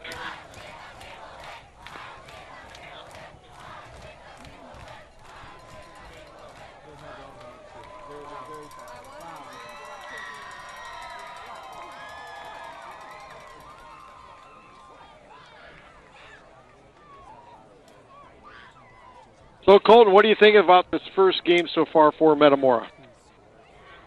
They handled adversity so well tonight. They created their own adversity a little bit. Penalties, turnovers, things that can be cleaned up. But the response that they have had in the second half has been everything you could ask for if you're head coach Jared Graham. Oh, yeah. I agree. I think that they could have folded up the tents. They had that nice, comfortable lead, and then they gave it up right before halftime. But they went into halftime, and they evidently made some adjustments. But they've come out, and Sterling has done nothing. Pitched a shutout here in the second half. So the Redbirds are going to try and pick up the first down here. It's Rhodes, and he is going to get it. And that will do it here tonight. You put it in your senior's hand, and he got the job done. Now he can have the best play in football. That's the. They won't even have to take a knee. They will be able to run out the clock here. Their first game on turf field here at Malone Field, and the Redbirds are going to move to 1-0 in 2023. A big performance from the Metamora defense here in the second half propels them to a 28-17 victory over the Sterling Warriors here in Week 1. We'll step aside, and we will come back with a chat with head coach Jared Grebner and our full game stats. You've been watching Metamora football on the digiMAX Sports Network.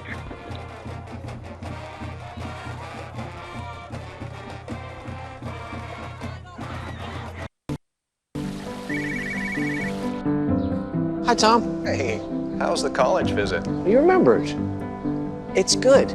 Does it make the short list? Yeah, I'm afraid so. Knowing our clients personally is what we do. It's okay. This is what we've been planning for. And with over 13,000 financial advisors, we do it a lot. It's why Edward Jones is the big company that doesn't act that way. For financial strategies and one-on-one advice, contact Kevin Kyle.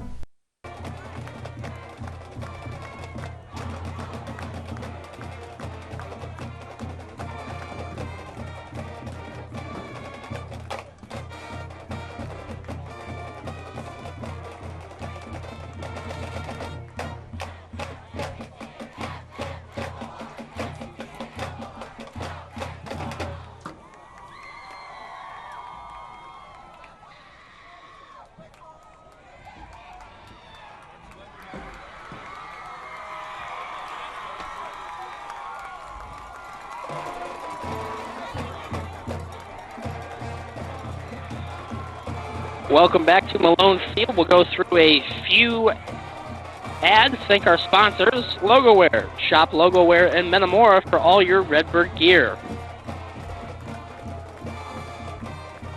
Martin Signs. Martin Sign Service. Greater Peoria's digital sign experts. Mason Funeral Homes. Proud supporter of the Metamora Redbirds.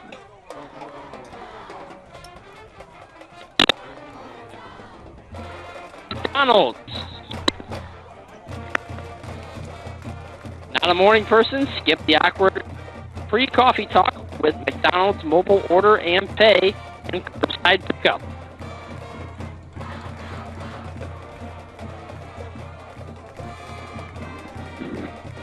Merrill Lynch. We help families make great decisions with their money.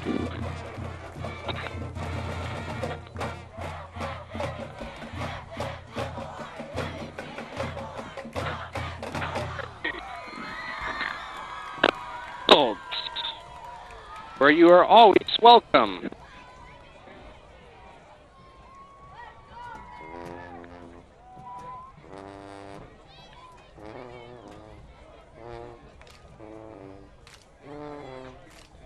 Snyder Village, your place to call home.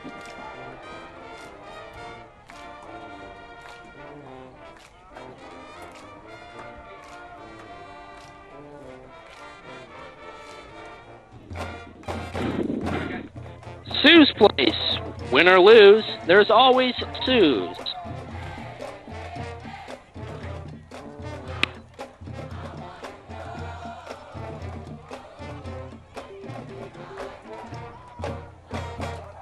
The Room, located in the historic Homestead Building, is proud to be your local football headquarters.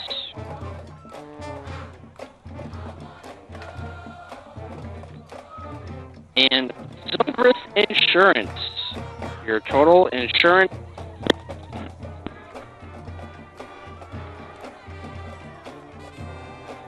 We'll go through final stats here. First for Sterling. On the ground, they rushed it 25 times for 75 yards and 1 touchdown.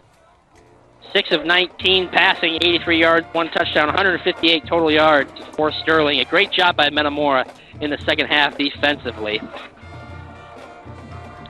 For the Redbirds, Nick Rhodes leads the way on the ground, 14 carries, 78 yards.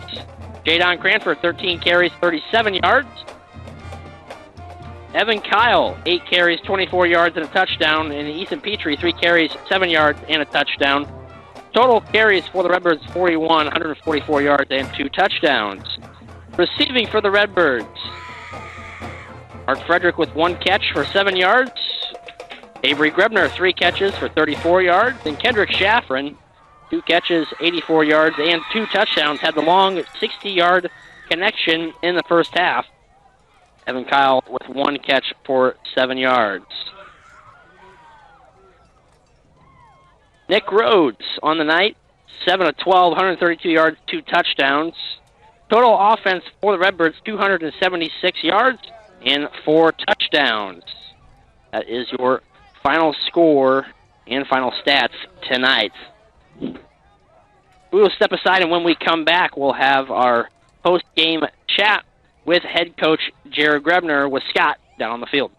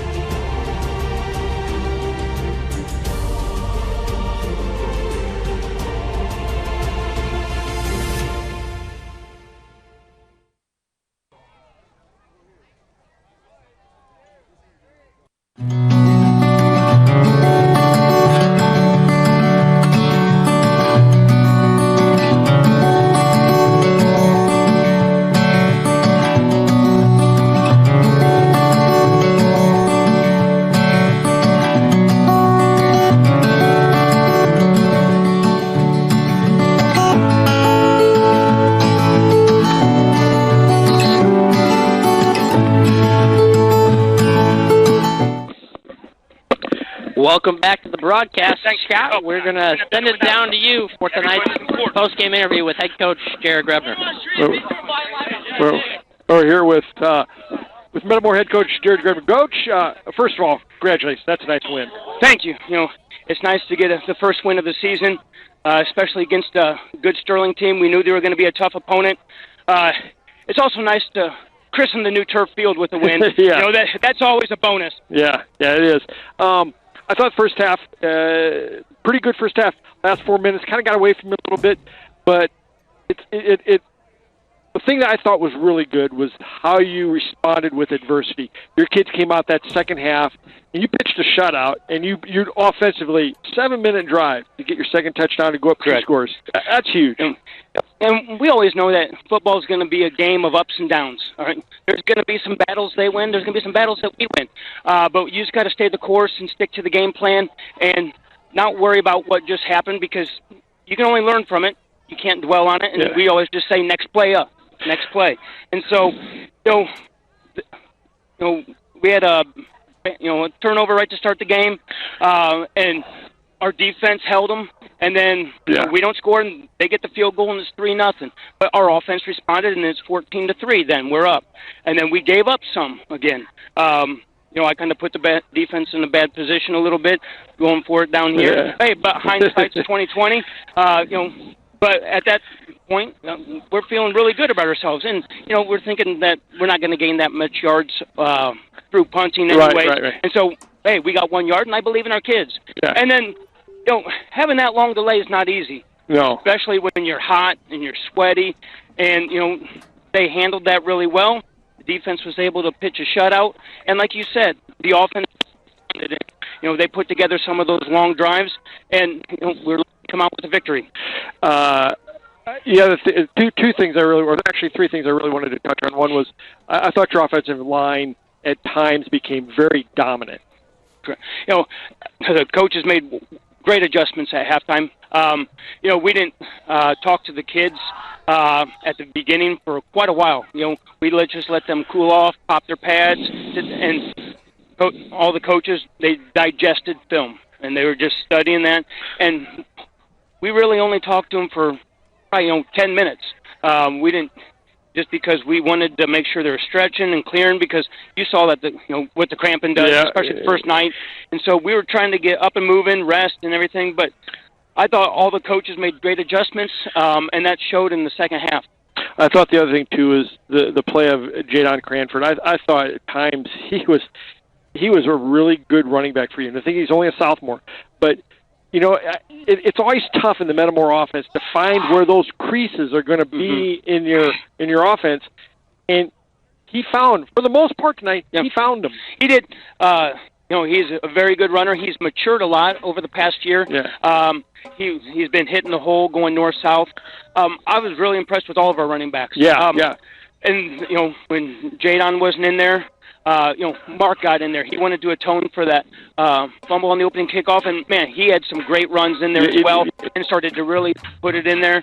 Evan Kyle, oh boy, Jimmy, he made some great runs, and on top of when we put him in there as a lead blocker sometimes on some of the quarterback keepers, it's huge. And even Stephen Petrie, scoring the first touchdown on the new artificial turf as a sophomore. But as a sophomore, we put him in a big game because Nick had some cramps here and there, and nobody. That's the one thing about this team. Everybody believes in one another. Nobody loses faith. Right. And so I'm really proud of them for that. Yeah, I was going to get to all 3 of those running backs, and I thought they all had their moments tonight where they looked really good, and I thought Kyle really looked good at times too. The other guy I wanted to talk about too a little bit is your play of Nick Rhodes. I thought Nick Rhodes tonight had an outstanding ball game tonight.